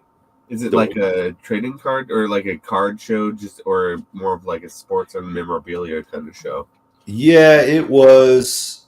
It's a sports card show, but it's kind of had some Marvel action there. Star Wars is down a lot. Star Wars is like bottom of the barrel right now. I don't know if you guys. There was that Grogu. Like specifically, what do you mean? Star Wars is just down. The all the prices are down, like on the 77 stuff, and then even on the modern stuff. I was picking up Vader's last year. out of 10, and some of them I just paid price, like I just wanted prices, but yeah, it's down quite a bit, like 50% from like a year ago, like across the board, like everything. Marvel's doing good. I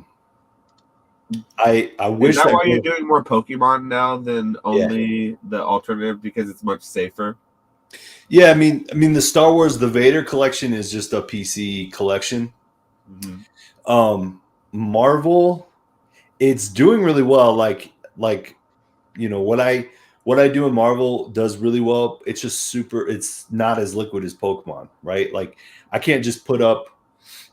Like I put up auctions for Pokemon 151. Didn't worry about a thing. I had Beckett slabs, $1. Started at $1 or whatever. I can't do that with Marvel. You have to do minimum bid, right? And you have to start it low, right? Because that's how you get engagement in auctions. And there's that whole psychology thing that once people bid, their mind already is telling them that that's their card, they own that card, and that's why sometimes you get auctions that go super high. But so you have to price it low. And thankfully, I have really low dollar amounts that I got into Marvel, so I can price it really low on a minimum bid auction. But that's what you have to do because it just doesn't have a million people looking at auctions all the time, and a lot of stuff can go cheap at auction. But I'm getting into Pokemon because it's liquid. At these shows, the buyouts are a whole. I probably said it a few times over the weekend, but like I had a good weekend, but the difference between a good weekend and a great weekend is buyout, right? If you have a buyout, it could turn a good weekend into a fantastic weekend.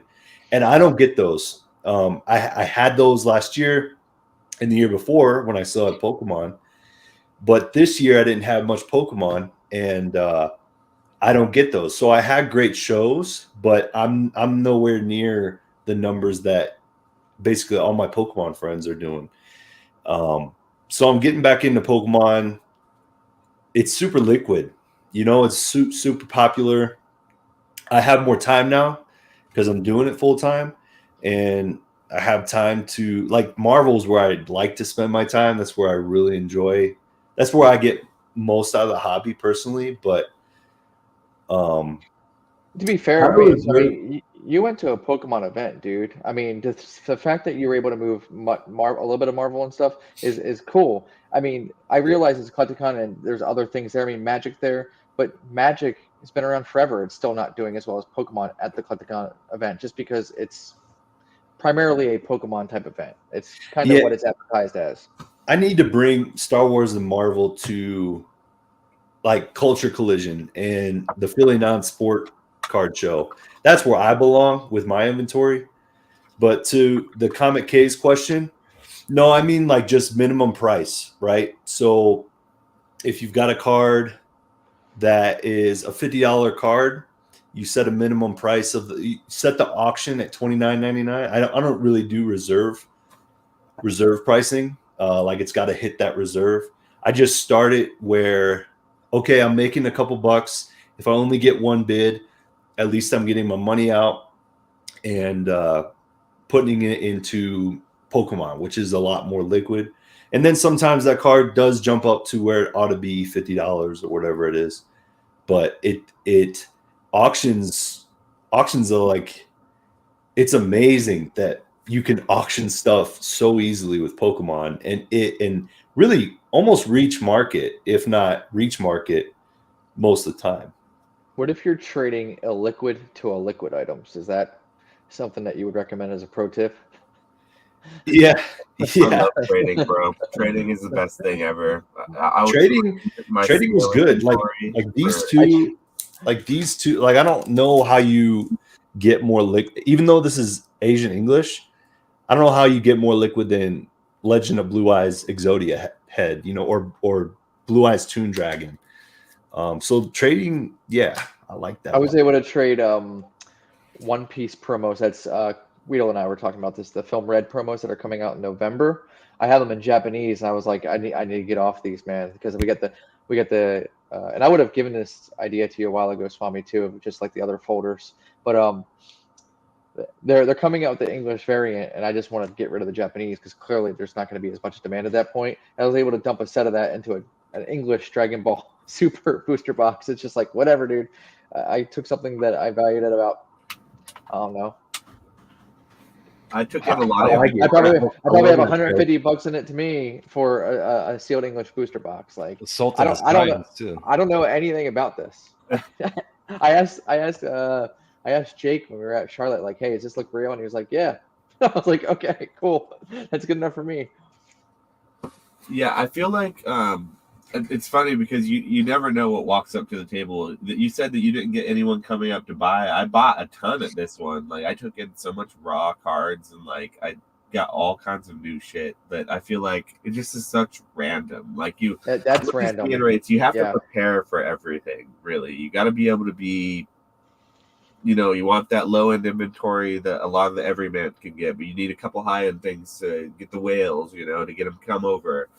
It helps to have some sealed, but at the same time, like, you don't know what sealed's going to move, and it sucks to travel with it, so you have to pick and choose. But it's good to have everything. Definitely. Wait, I have a question. Weedle, did you buy anything? I traded for some stuff, and then I bought out Nudicle's binder. Well, I didn't buy it out technically. I bought a good portion of his raw singles that he had in his binder, and made some trades for a couple low end slabs, and then couple lots of raw singles, but I didn't remember not a whole lot of buy-in. I was gonna say I didn't remember you saying anything about it, so interesting. Okay. I felt like there was a good amount of stuff that walked up to the table. I even turned down a lot that I didn't think was good enough, or that we couldn't agree on a price on. Or I heard you flexing like the whole time. He's over there like, just got a whole bunch of singles, like every 10 minutes. Slabs I had in my case for like singles, and they'd just be like, "Oh, I want this one, and that's like $200 worth of slabs, and here's my binder." And I would just go through and pick out $200 of singles at a price that I liked, and I said, "You like $10 on this? You like $15 on this?" And it was always roughly 60 to 70% more on the low end if I could. And depending on the card, and it would just... You were even over there and you had time, like, oh, let me do certain condition checks. Said, oh, that's a PSA 10, and just putting it over there. A couple times I just put them right back in my case after be like, oh, this one's a little too much. No, this one is in a kid's binder. Throw it in the single section. Singles are what I'm always out of. So now I have luckily 2 weeks before the next convention I'm going to go to, which is a local show. I won't be doing Houston. Are any of you gentlemen thinking about doing Houston? We are doing Houston. All of you guys? No, well, not Swami. Okay. No, I got to get more Pokemon. Are you in a section leader there, Ray? Yeah. There's a lot of people going to Houston, aren't there? No, we only got. It was kind of weird. It feels like there's a lot of hype around Houston for some weird reason. I found out today why, and I'll say I probably cast judgment too soon, and it was a little bit because of inventory reasons. But I didn't realize Houston is like the 5th largest city in the U.S. I had no clue. It's massive. It doesn't have like 60 million or something. No. It's got 2 million. Guess how many the population of Denver is? 4 million. No. It's like 217,000. I'm thinking wow. Yeah, it's 2. I'm sorry. 2 million. Denver is 700,000. Sorry. I combined ASU's 60,000 people with the millions of Houston, right? I'm an idiot. I'll be right back. Yeah. So anyhow, it got me far more excited because Fort Worth, in terms of selling for me, was actually pretty darn good for me. I know you had a rough one, bud. Sorry, but this is actually, I think, the largest city for a Collecticon. Yeah, even more than Long Beach, and it's actually Ponga who told me about that today. Yeah, I was actually really, really surprised when I looked it up. So, Chris, I hope you have a lot of stuff to bring because I have a feeling we might be doing pretty good, buddy. Yeah, I'm glad I'm not going to go to that one because I won't have the inventory for it either if that's the case. So, by the way, Chris, what are you bringing? We're supposed to copy you. It's Ray's plays, not Weedle's plays. What are we talking about here? I like Chris's tricks better. Chris's tricks is. Is that what These you're doing? There's going to be a lot of sealed as well. I don't know, just going back to like the amount of people that were coming up to the table with slabs and just thinking about like macroeconomic conditions in general. They're saying that the average American is going to be broke by January. And I think it's kind of evident based on the last Collecticons, because people, when they come up to your booth, they're like not really necessarily wanting to pay cash for your items. They're just wanting to trade you right away. So you can kind of tell that like there's like the cash on hand is definitely lower than it was back in February when we vended Orlando. So I got to think of like well, what are people going to actually be handing over cash for? And from what I've seen, it's been sealed product at a good price. So like Japanese boxes, Ruler of the Black Flame sold really well at $90 a box. And you can get them from Japan for like, I don't know, $55, $60. So if you're okay with like a $30 margin, bringing in like a good stack of boxes, then that can do pretty well for you. Japanese boxes, you showed me the light with those. I will non-ironically say Japanese booster boxes are fantastic. The way that they stack together perfectly and they're so compact. I saw you, Chris, with your Japanese boxes, the way they were packed, and it was like, oh, a light went on. I was like, now I get why he sells so many of them and travels with them. It's not like traveling with an English awkward ass long, oblong, heavy shaped box. It's totally different. So, by the way, did you even see any of the special boxes, Josh? Did you bring any special boxes, Weedle? I only saw his regular ones. I didn't even see the special boxes that he like brought. I'm gonna show this more, right? But like this guy right here, it's so compact, so sweet. Yeah, that is sweet. I agree. I mean, you can stuff so many of them in a box. So many juice boxes in there. Yeah, or rocks. But then you get the normal one like this, which is also really nice. But yeah, still priced from Collecticon. But I mean, I do hope that Houston is really good for you guys. And I think it will be, considering it's in November. November tends to be a pretty strong month in the hobby. It starts slowing down around December, around the actual holidays, and then into January. I think, like Chris said, people are going to start feeling real broke because after the holidays, that's typically how it is. Then they start getting their tax returns back as the year goes on. February, March, they kind of recoup some of their funds from the working after the holidays, and then we start moving back into the hobby, maybe picking up steam, I would think. There is going to be a crazy shiny set coming out as our next big set. It's going to have most likely shiny alternative arts in it. So that's... By the way, that's what I've been using these Collecticons for. I have a video coming out tomorrow. It's my recap video. But basically, doing everything I can to get liquid prior to Black Friday has been the goal. And we've had 3 shows. I would have had 3. Denver, Houston. I did Charlotte and Kansas. So I would have had 4 shows prior to the Black Friday, and I've been trying to really just get as much capital as I can, because last year the deals were pretty solid. Yeah. I think it picks up too. It always does going into winter. Cards, it just it lends itself to that. A lot less outdoor activities, a lot less vacations, and usually people have like family trips for Thanksgiving and Christmas planned anyway. So yeah, it's gonna pick up. It'll do that little dip maybe, and then pick up again at tax returns, and then be kind of strong going into summer. Late summer kind of starts to dip off. It's like the same thing every year, but cards are it's not like a social thing, it's an individual thing. You do cards, and around the holidays you have to spend a lot of your extra money around like your family, getting gifts. A lot of it's traveling. You're not like buying things for yourself as much.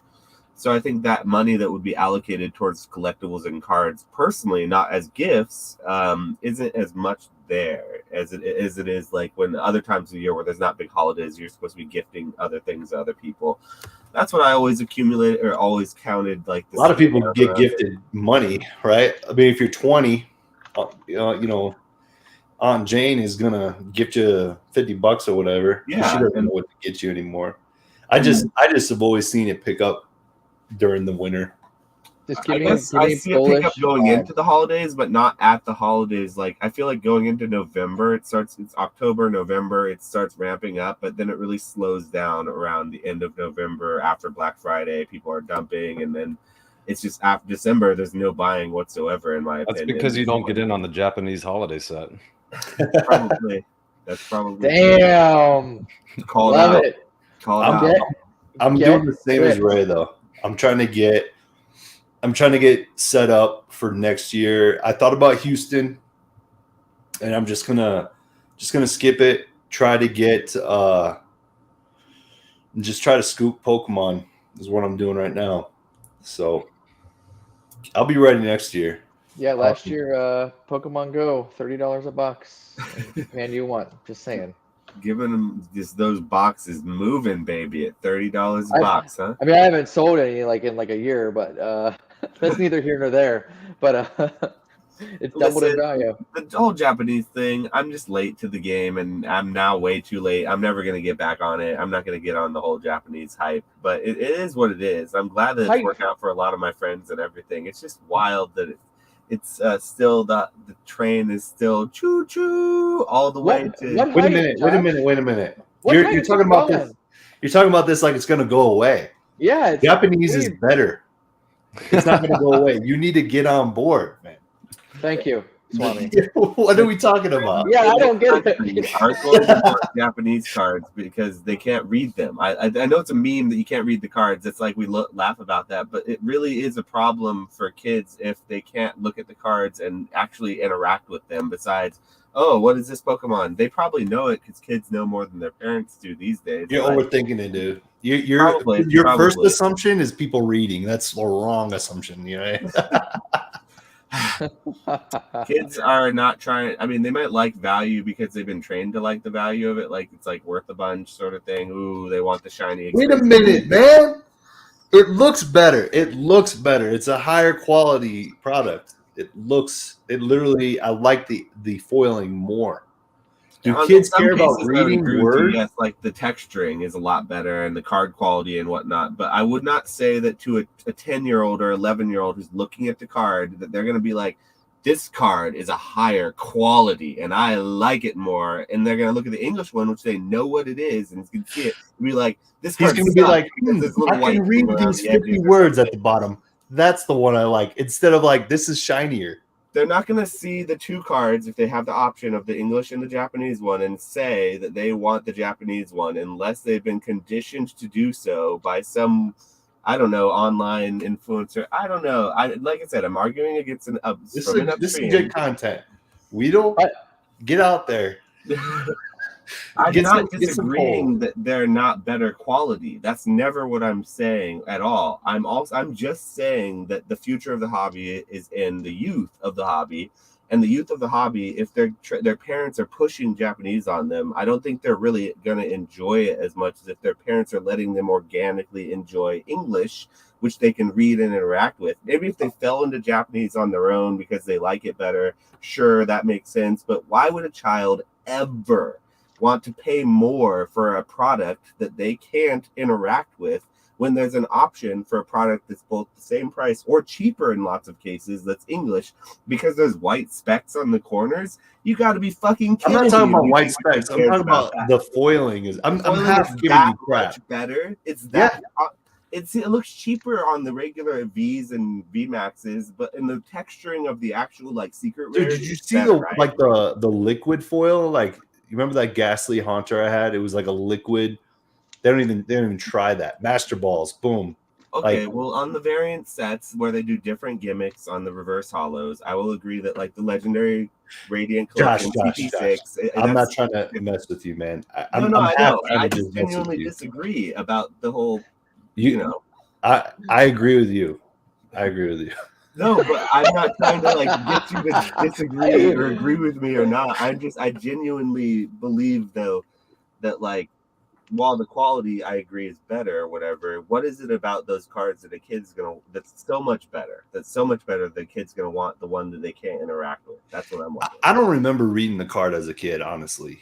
I remember reading the that's number. Where we differ is that's the only thing I ever interacted with as a kid was like playing the game. Like I didn't even look at them as a collectible as much as game pieces. Can I tell you what my 7-year-old says when we're pulling packs sometimes?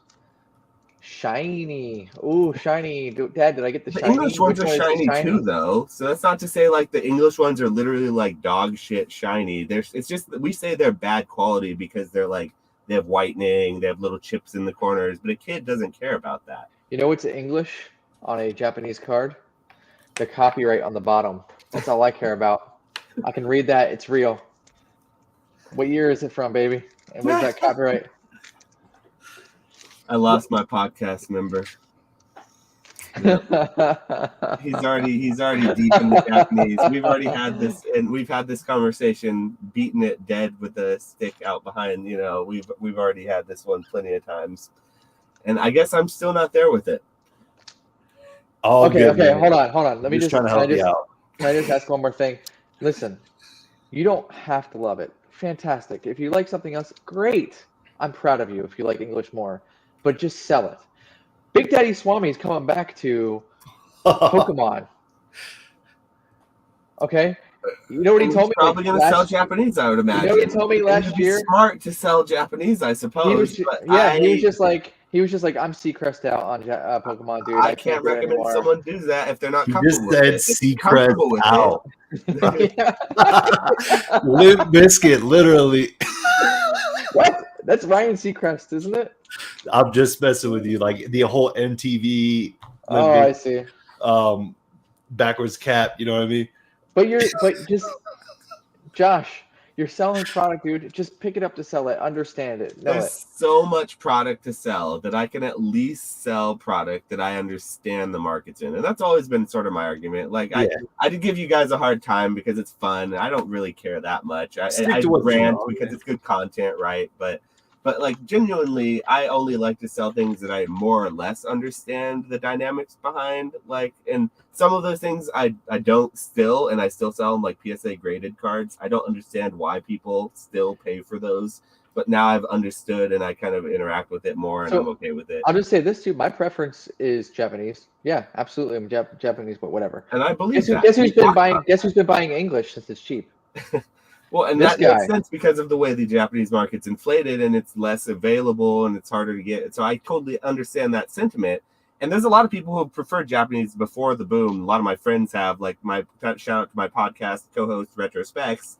He has been on the Japanese thing. Him and a lot of our friends and like the Discords we've been in have been getting on me about this Japanese like thing for ages before it became popular to like Japanese. So, and I've always been a boomer about it, and I get it.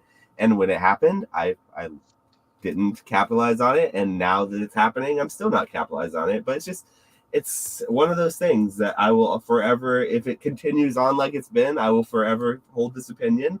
But I don't think it will continue on. I think that things will go back to what I would consider to be a little bit more normal, and Japanese boxes will be more available. And can you use your dazzling good looks, your charm, and your wit to try to somehow talk some sense into this guy? I'm just over it. Oh, I did that all last weekend in Denver, man. I'm done. Tried. We were up until 6 a.m. He was trying to convince me, but it wasn't happening. Is that the one you did a trade for this weekend, the Spider-Gwen? Yeah, traded for her. It's a pattern PMG. It's like rainbow. It's not coming through, but pretty sweet card. Gwen. Dude, Marvel, I'm not going to go on the whole kick right now. I mean, we are an hour and 40 in. I'm a big believer in Marvel, dude. I think they did like 50% of the madness of Pokemon 1999. I call it 50%, but they did it like 8 out of 12 years from 2010 to 2008 to like 2020. I think Marvel's going to be highly collectible. Thanks, Dan, for the trade. Yeah, you got Nostalgianomics with you, Josh. You got somebody with you. I'm at least in good company, huh? Nostalgianomics, he reads a lot too, so. Oh my God! I listen. Listen, I know that I get that I'm going to be in the minority here, and I get and I actually agree with a lot of the arguments about Japanese. It's the original OG language, so that's why it's booming in China, and English cards aren't doing anything for the Chinese market. It's because they don't want English cards. Why the hell were they? It's like the second-rate crap.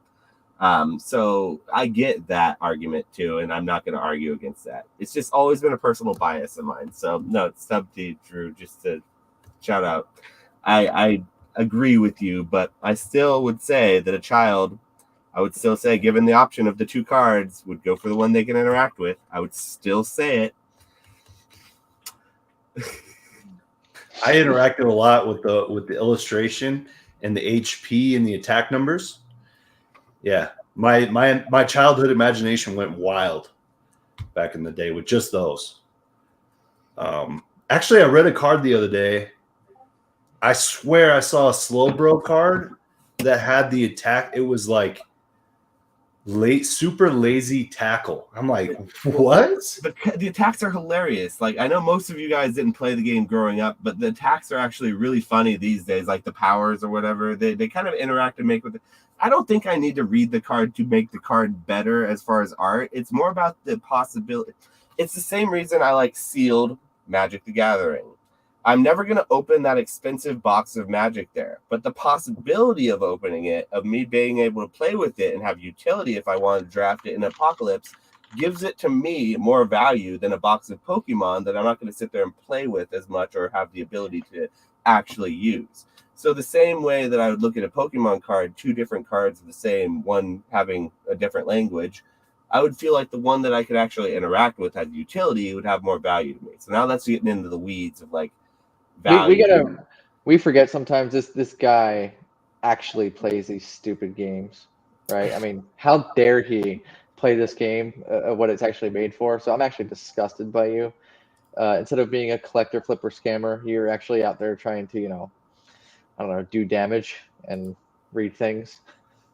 I personally, I don't play anymore, but I know how to play because I was playing like recently in the last 6 months or something. I had a ton of code cards. I just wanted to scan them all in. I see how the hobby was doing playing wise, and it was fun. But my deck got outpaced, and I had to basically, the new set came out, and I had to update it again. And I wasn't about that meta life, like keeping up with the weekly, monthly, deck changes, but.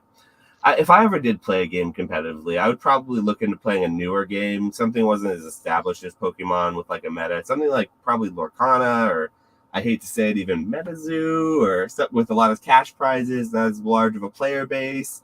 I would try to get Flesh and Blood. Now you're gonna go in on MetaZoo. That's what's no, next. I'm not. I'm just saying that it's playing what's hot on something the like Pokemon streets. and Magic with such a large player base. If I was trying to play competitively, it would be a lot harder than playing like a newer card game with like less of a player base that had less sets and less, like, I don't know. So that's kind of what I would think about. Wow. Personally, Retro, where's your girlfriend? She needs to shine a light. She needs to bring in some happiness into your world. Shout out to Retro's significant other, girlfriend. I believe she's girlfriend. She is awesome. I met her down in Long Beach for the first time. So if she is watching this, by the way, she's the light to Retro's darkness. She's a ray of light. Yes, yeah. She is a ray of light. We were all saying how call her over, get her in the room. Others in the hobby. We were saying that Retro, that she's the keeper. So shout out to her. Yeah, so also, by the way, if you guys are watching, 22 people in here, you guys are the best. Almost 2 hours in, hour and 45 minutes or whatever. Sooner rather than later, I'm going to have to call it because I am recovering from sort of a sickness-ish, kind of. And I already helped these guys up for a couple. But start throwing up questions in the chat if you have any so that we can start taking last-minute questions potentially. And you guys, if you have anything you want to kind of add in. But I got to go have my midnight snack here and wind down eventually. I have a question for the guys here. Going into this one, what were your goals? What was I don't want to say monetary goals, but what was, and obviously that's going to be part of it. You can't answer that part too, but what was the goals going into this Collecticon for you? Was there any higher end goals? Like for me, I'll give you an example. I said, I'm trying to get more liquid. Obviously this monetary goal is to purchase come up in a Black Friday type event, right? But is there anything else? Like my goal going into this Collecticon? Yeah. My goal specifically going into this Collecticon was very simple and very straightforward, and I manifested it, made it happen. I didn't even have to go and seek it out. It came to me. I wanted to find out when Orlando's Collecticon was happening in relevance to the rest of the ones next year, because I wanted to be able to plan my year around Card Party and Orlando, sort of travel-wise, because it's the farthest away from me. And I was expecting it to be really, really early in the year, first one, like usual. And lo and behold, someone, I won't say who, walked up to the table with inside information and whispered into my ear that it was most likely going to be at the end of May next year. Ooh. Instead of the beginning of the year. And that was a huge curveball for me. And so that was my whole intention, was going to find someone who knew walked up to me, and I heard some things, and I'm excited to hear that things are going to be changing up. So if anyone's watching this and you're thinking that the Collecticon schedule is going to be the same as next year, I can almost certainly tell you that there are going to be a couple things that are going to be changed about it. So don't go planning your whole year around last year's schedule, the year before, just because they were similar. This year, things are going to change a little bit. So yeah, it's good. I don't know all of it, but I do know that there are going to be some changes, and at least Orlando is later in the year. So yeah, that's definitely good advice. I mean, good thinking too.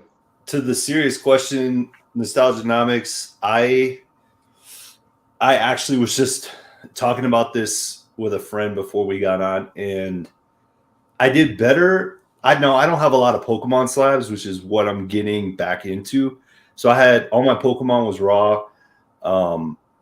And then I sold a ton of like Goku and Vegeta cards because they were signing there. Tons of Dark Magician Girl at premiums because the signatures were there.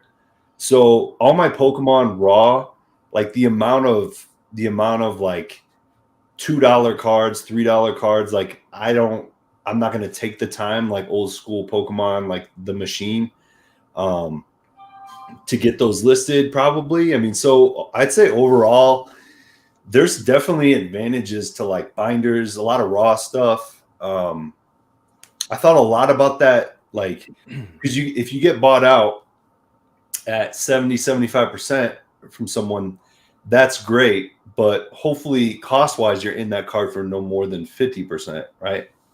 So that you are making money. It's kind of nice. It's kind of nice to be getting money. Like with Ray, he's trying to get prepped. I think there's some nice products coming up in Pokemon. I mean, right now I'm just trying to get as much stuff moved into Pokemon as possible. Like I see a lot of stuff I would like to buy today. So there's always, like, it kind of depends on where you're at with how much available cash you have and what opportunities are out there. But it's funny like what you're willing to just take a couple bucks profit on and deal with like really making sure all your taxes are and costs are accounted for in your taxes, because that's the difference between just getting your money back out and actually losing money, because you might make a couple bucks, but not after taxes. You better get those costs in there, right? But if you can do that, I'm in the situation where like I will get my money out of a product because I see where I want to put it in. That's a lot more liquid that I can make money on. So that's just like my situation. So I thought a lot about that exact question after the weekend. But real quick, going back to what Josh was just saying, like I personally am excited for that change. I heard they might have had some trouble with the original February Orlando deal, but if it's at the end of May and card parties like the first week of June, I'm going to be at Collecticon Orlando. I'm staying for the week. Got a ton of people in Orlando to see, in Disney World, and then I'm gonna do card party. So yeah, I think I kind of like that change, but yeah. Can I also just add on to that too? Like, yeah, you can just let's just say I sold 120 to 140 slabs. That's because that's roughly what I did over the weekend. Yeah, if I set that to auction over the weekend and I made all that money at once and it got liquid, cool. But at least if I'm going to those shows, I'm getting a guaranteed 70 to 80%, depending on the buyout, or more than that, because I'm selling them outright for basically, I'm pricing some of that stuff at eBay price that people walk by and they grab those slabs at, you know, the full $50 price and not really negotiate anything. So it just being able to compare, all right, let's just do a week of eBay compared to doing a show.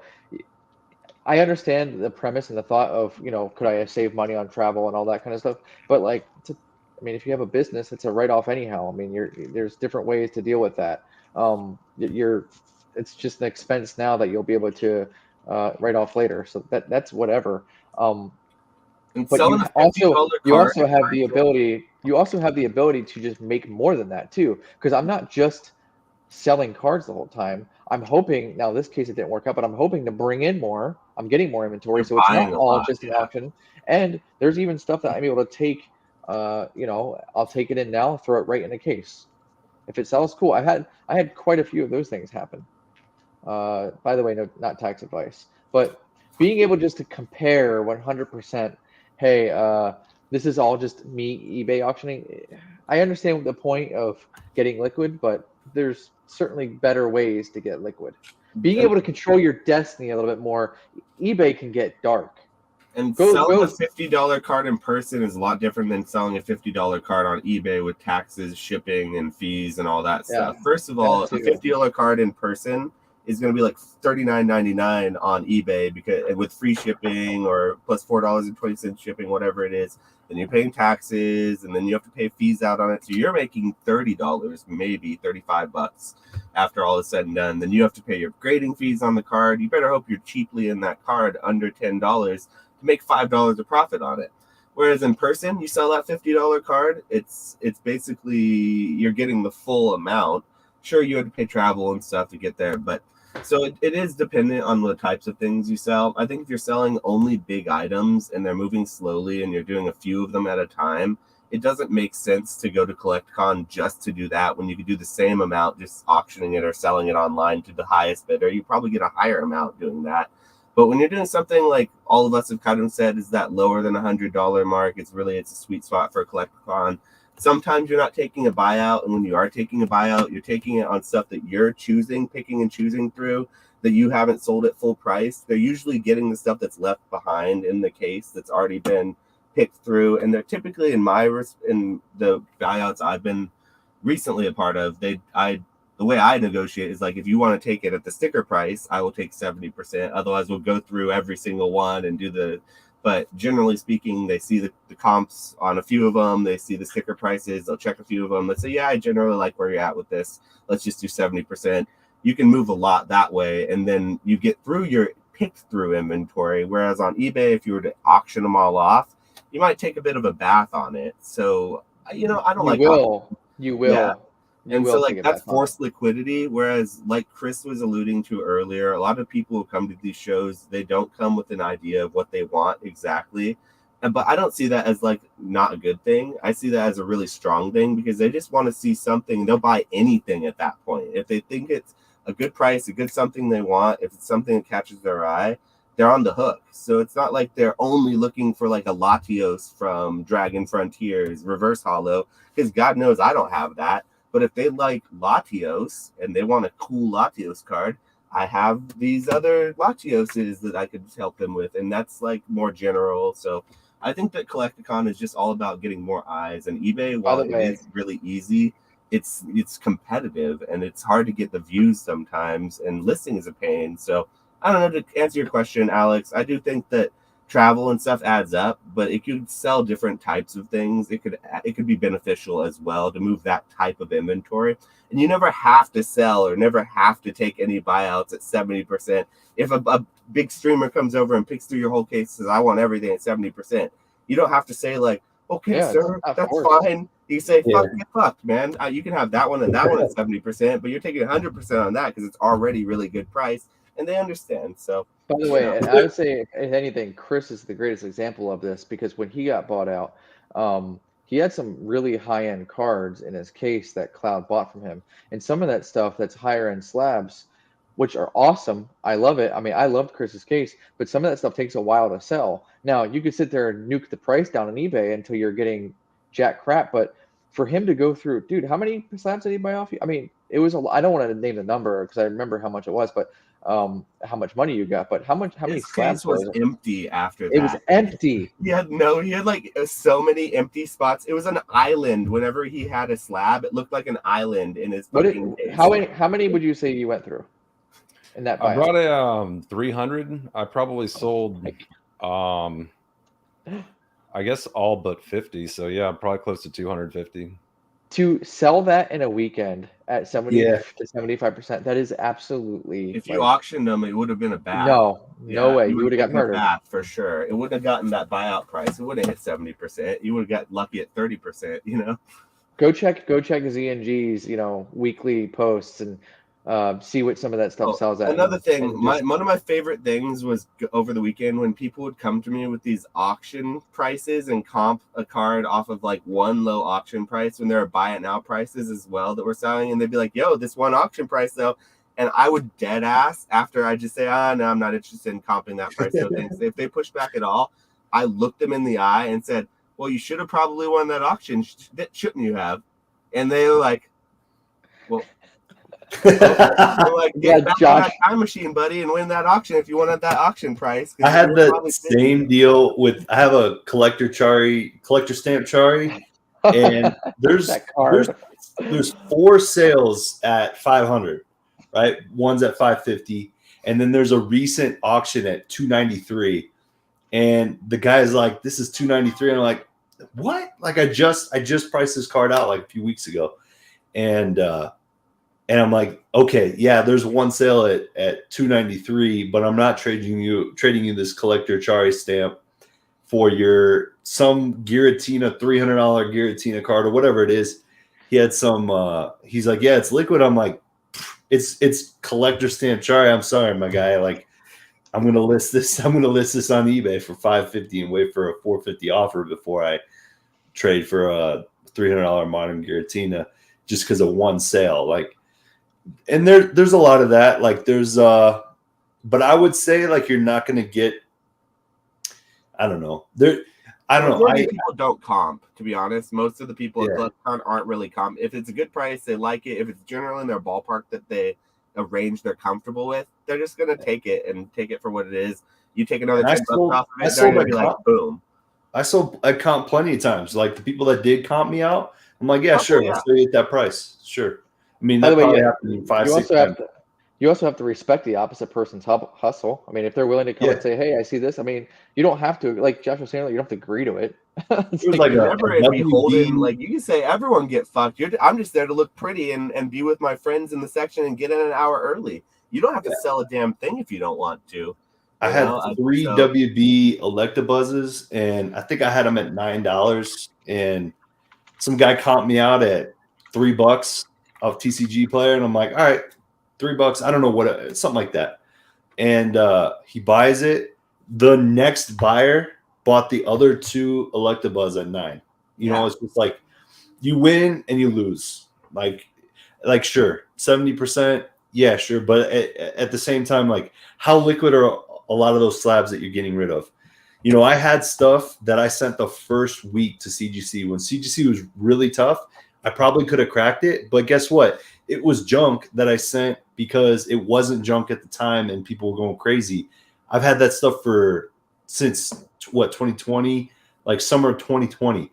And this German guy comes through and scoops them all. Oh, hell yeah, German boy. Yeah. So I'm always the Germans that come through and save it, like buy all this stuff. Europeans. Why is it always the Germans, Chris? I'm trying to get Chris to talk more. I didn't come across this German guy that came through and bought you guys' slabs. I don't really know which guy this was, but I heard about him.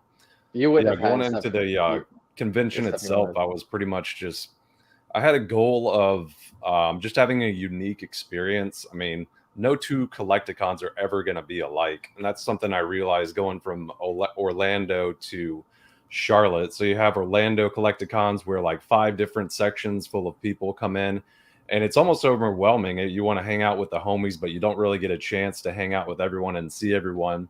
And then going into Charlotte, it was kind of the same way, but Denver was a little bit more low key this year, at least.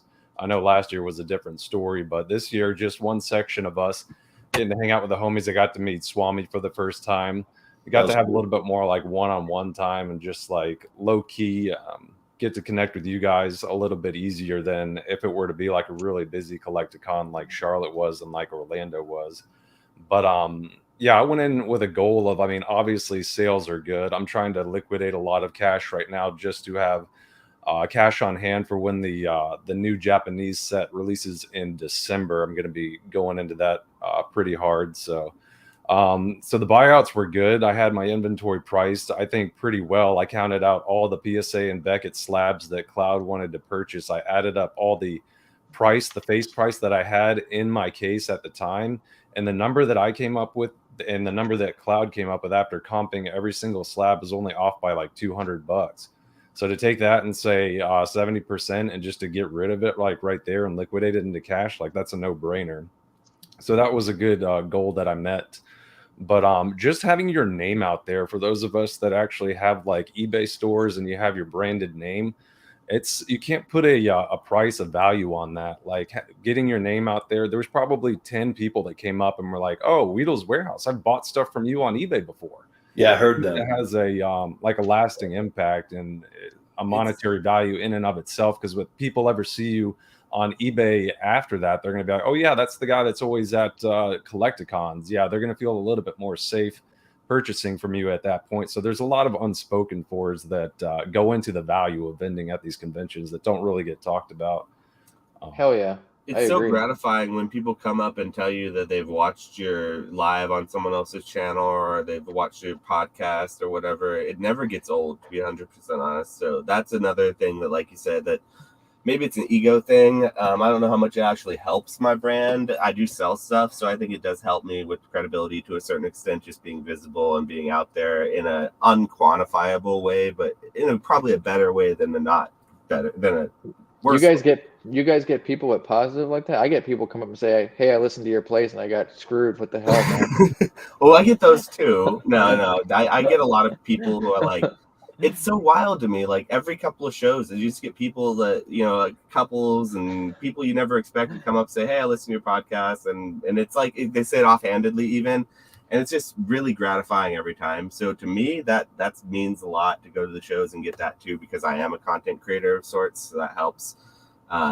Being able to meet the actual people that you're interacting with through the comment section. To me, it's weird that people interact with this random guy, me, online through the comment section, and then I get to like meet them in person. It is a little weird, surreal, but it's another benefit that probably isn't beneficial monetarily as much yet, but it could be in the future potentially.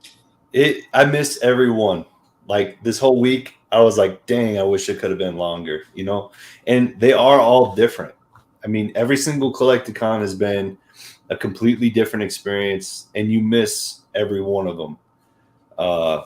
It was cool. It was cool to meet Weedle.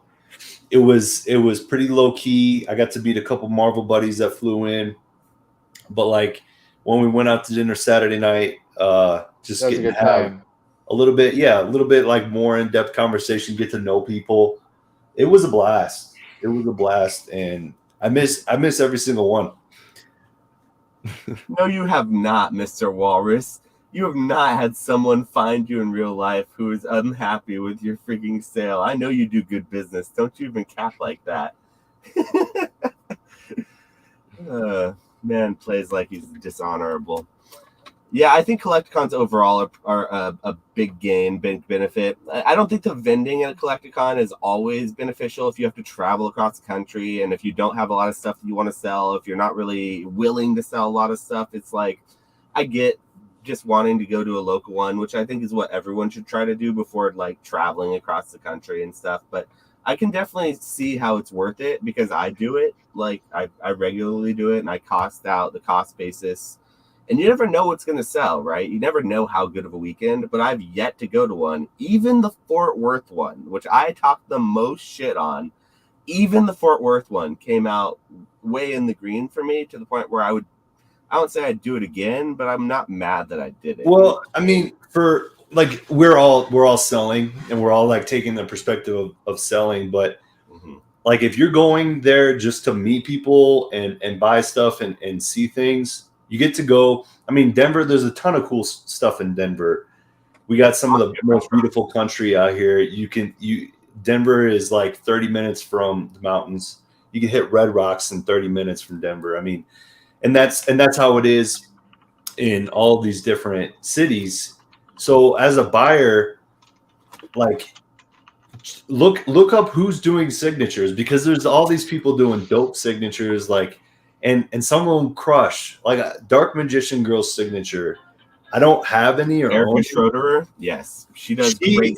Her signatures are beautiful. They're Beautiful. so nice on the card, and she's such a beautiful some person. She'll like frame the card, little pink hearts. I love her signatures. But she's like a great person for the hobby. Yeah. Radar, I saw Radar. He brought this nice cool booklet of Dragon Ball cards, and he had Goku and Vegeta sign those. And there's a lot more to do than just cards. I mean, Collecticon has a lot of stuff, but the people are the amount of easy interactions you have, even if you haven't met anybody. I see a lot of value in traveling to these things. If you want to check out a city in particular, like I think Orlando is definitely a destination. They got Disney World and so much there, you know. I mean, so yeah. And I feel like if you're not vending, you only need to spend one real day at Collecticon. So if you go travel to one, you spend, like you said, the rest of the time in the city, exploring the city and everything. You really have a good time with it, you know. Did I hear that, Tommy? Did you see Raider was there? Long Beach. Oh, okay. Yeah, Radar I was wasn't like, this one that I was saw. gonna say that punk didn't want to say hi. There weren't a lot of people I recognized. I met a lot of new people at this one, which I really liked. But like Chris said, it was really a little bit low key, and I liked that about it. And I feel like all the people, though, I saw people that I saw last year in Denver. The same people came back, lots of them, and that just says to me that the hobby is strong in Denver. That I saw so many of the same people who came back around and just remembered me and kind of said something again. So, yeah, I mean, it's a Collecticon general overall W for the hobby. It's always been one of my favorite. So like one of my favorite conventions to go to, and I think it will probably continue to be so. So, any last thoughts before we finish off the night here? I'll just say, because we didn't get too much into it, I'll just say Saturday night when we went to the Japanese Steakhouse, because we didn't get too many details. It was just a really good time. We were all clearly very exhausted. It was a really long day. Saturday was extremely busy. There was a lot of people constantly communicating with us. I always would look around and see that pretty much the section was completely busy just about the whole time. Yeah, that was a really, really well-earned, hard-earned meal Saturday night that I was about done for. Let me try to see if I can pull up the picture to finish with of that night and pull it on the screen for everyone, because that's a fun night. So that was the time that we did get to hang out for a little bit and enjoy some company and just talk trash without having to talk too much business. So it was nice. And Swami just Swami had me in tears just looking at him. Okay, I mean, on screen here. Everyone did so good Saturday. I feel like there's always like a little bit of like antsiness that gets, you know, you kind of get like that weight off your shoulders when you have a great Saturday. So yeah, Saturday night was fun. For sure, I did. I was pumped, man. I know you were. You were jacked. ecstatic. Yeah. Like finally. I'm glad, man. I'm glad.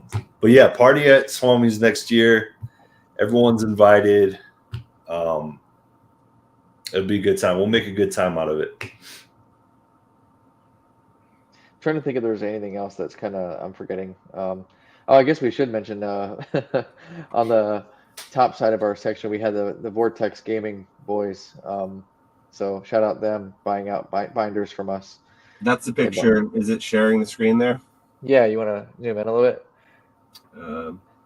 Just look at my red face. You were so red, and I don't know why. Yeah, that's the crew. Let's zoom back out. Also, shout out Eli. Nice meeting you, buddy. Dan. Yeah, that was a good time, everyone. That was a really good time. Jason and Harrington back there that we just met at the show. Green Shiz out of nowhere. I heard party at Swami's. I didn't even know he was here. Yeah, party at Swami's. Get trash Pokeneer. We'll have a good time. We'll have the kegger. We'll have the space heaters. That's what I loved last year the most was just my kitchen table was just like it wasn't that it was just spilling over. It was spilling over the sides, but there was like piles of cards on the kitchen table. It was fantastic. It's so funny. The guys in the back corner there of that photo, the back left corner, are from Northern California, where I'm from, and we met up at Denver. We only recognize each other from being at local shows together all the time. So shout out to those guys. That was great. I will say Swami's red, in contrast to his yellow shirt, it's very Hogan-esque, and I'd like to... Larry the Lobster-esque is what we were saying. Or that too. I mean, what are you going to do, brother? Hey, man. Hey, take your swings. You see how Ray didn't have a hat on that night? I was swinging all night. All night. That's why he's wearing a hat today. It's because I swung so hard. I had a hurt philioma for a week afterwards, man. I got to take pills for it now. I'm seeing counselors. That's great. But I'm just trying to think if there's any other nuanced things that happen that. But it was as far as a recap, like, is there something that really crazy happened in Denver that we didn't touch on that we're like glazing over? I know. The Aoki thing, right? The cake thing happened. We saw that on social media. Not really a big deal. Aoki really only played for a few minutes, it felt like, and it wasn't that loud. The music quality was pretty good, it seemed like. It wasn't overly blasting, but it wasn't like bad. So that was that. I don't know, like, I would say the big thing that didn't happen was Swami bringing the correct cards to Aoki. It was a disappointment. You let me down, bro. You let me down. You're in the headlights. That's my bad. I should have just grabbed those cards, man. I really should have. I honestly I thought that guy was his like tour manager, and so I wasn't gonna go against him. Even though I should have. You live and you learn on those types of things. Like, interacting with celebrities is always like a weird thing, and like it's just you kind of got to get out of your own head and realize that you know better than anything. I don't say that. Yeah, I don't say that to bust his balls. I mean, I did that over the weekend. He knows I'm messing with him. I say it to like we were talking about the people who come up and say, "Hey, I'm going to use these auctions to like shoot my shot and see if I can get that collector Charizard for super cheap or whatever, or his Garantina." It just goes back to like, man, if Swami would just shot his shot going back there with Aoki, who knows how much he would have sold. Don't listen to people. Screw what that guy thinks. Who cares? You probably would have known better than him anyhow. So it's kind of like the moral of the story. Mm-hmm. I mean, I had some big cards. Some of them he already owns, but there were some big cards in there that I know he doesn't own. And it was all during the headlights, but stick to your. I mean, so I brought those cards. I was texting his manager. So I knew we were going to have an interaction, but I didn't know how that was going to look. And the way it looked just caught me off guard, I think. But stick to your gut. And, And it's just RNG, like everything else. It's just like random. Like, maybe on one day he would have been like, yeah, give me that right there. And another day he'd be like, I made it for him, dude. So he was in a mode like, he had his shirt off. Like, the dude had his shirt off in the room full of like, he's clearly way out of our league. Like, a guy just couldn't have that kind of confidence. Like, inside, it wasn't that hot. So I was like, damn, he's one of those guys. All right, he's gonna pop his shirt off. Like, I'm gonna just pop my shirt off real quick here. Like, whoa, bro, pop your shirt off real quick. All right. But yeah, I mean, I got to bounce. I got my dad coming in town in the morning, so. Yes, and chat, everyone, you guys are the best. Thank you so much for being here for all 2 hours and 15 minutes. If you haven't already, like, comment, and subscribe. If not for me, but for these beautiful gentlemen. And I have links to all their channels in the description here. So if you loved any of them, if you want to check them out more, highly recommend you go to and check them out, because these guys are all my friends. And it's just good to see all of you guys, as usual. Like, can't be said enough. Collecticon, great time to get together, and it's good to be there with you guys. And it was my honor and my privilege to have done this Denver Collecticon with you guys. It was a good one. Yep. Appreciate it, Josh. Thanks for hosting here, bud. Thanks for having us on, absolutely. man. Yeah, We'll see you really guys on the appreciate next it. one. Like, comment, and subscribe, folks. Later, everyone.